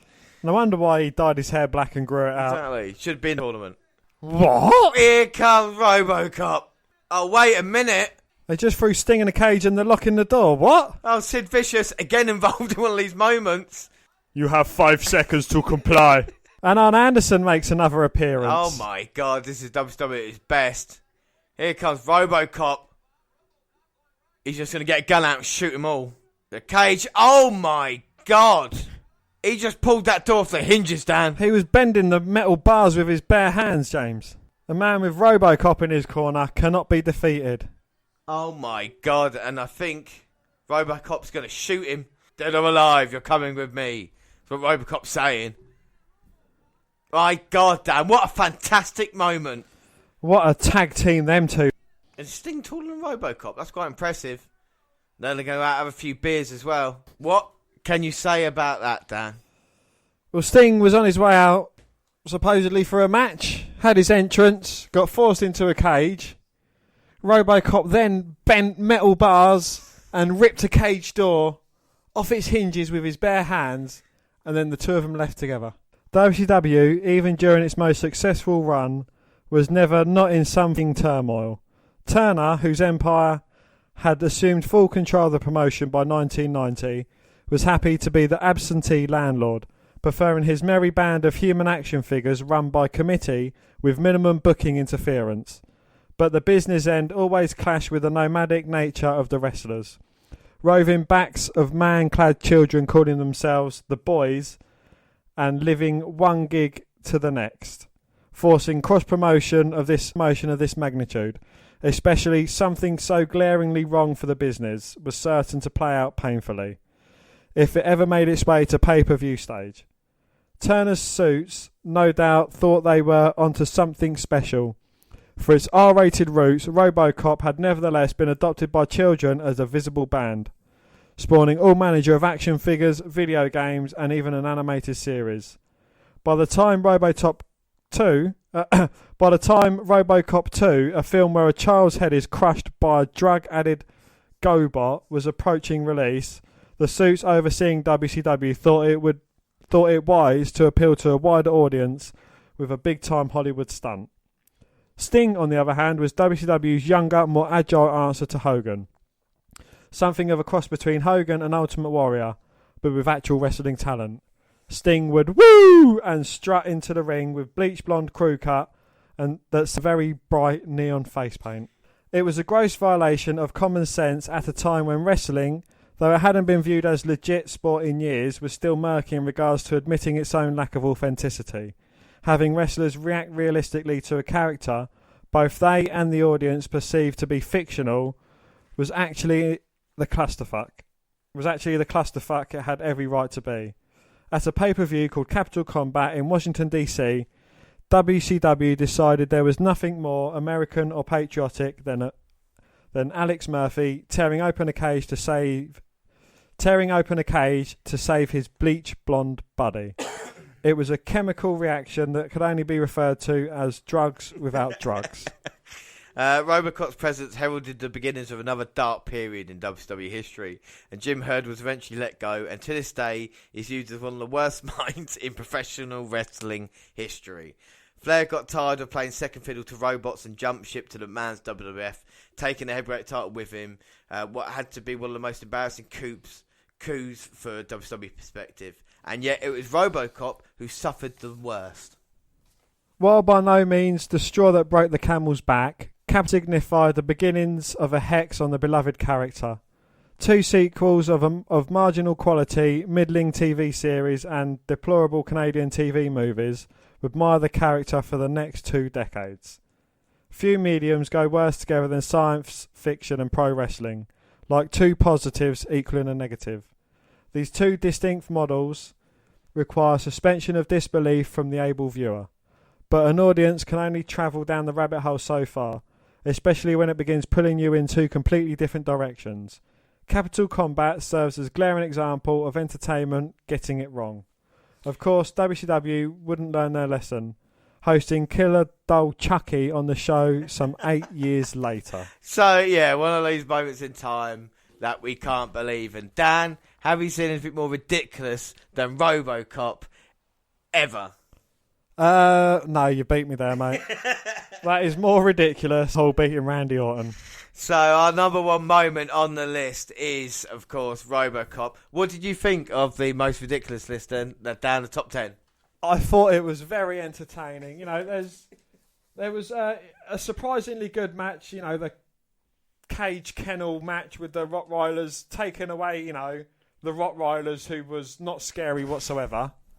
You know, the match wasn't too bad, but all the other matches and moments were terrible, shocking, awful clusterfucks. Yeah, they're ridiculous, right? This is what wrestling's all about. Yes, we have great action, but we do like the case of the ridiculous. So, Dan, anything else about the top 10 most ridiculous moments in wrestling? I'm a bit surprised you didn't have Jinder Mahal beating Randy Orton for the World Heavyweight Championship. I think that would have gone easily at number 2.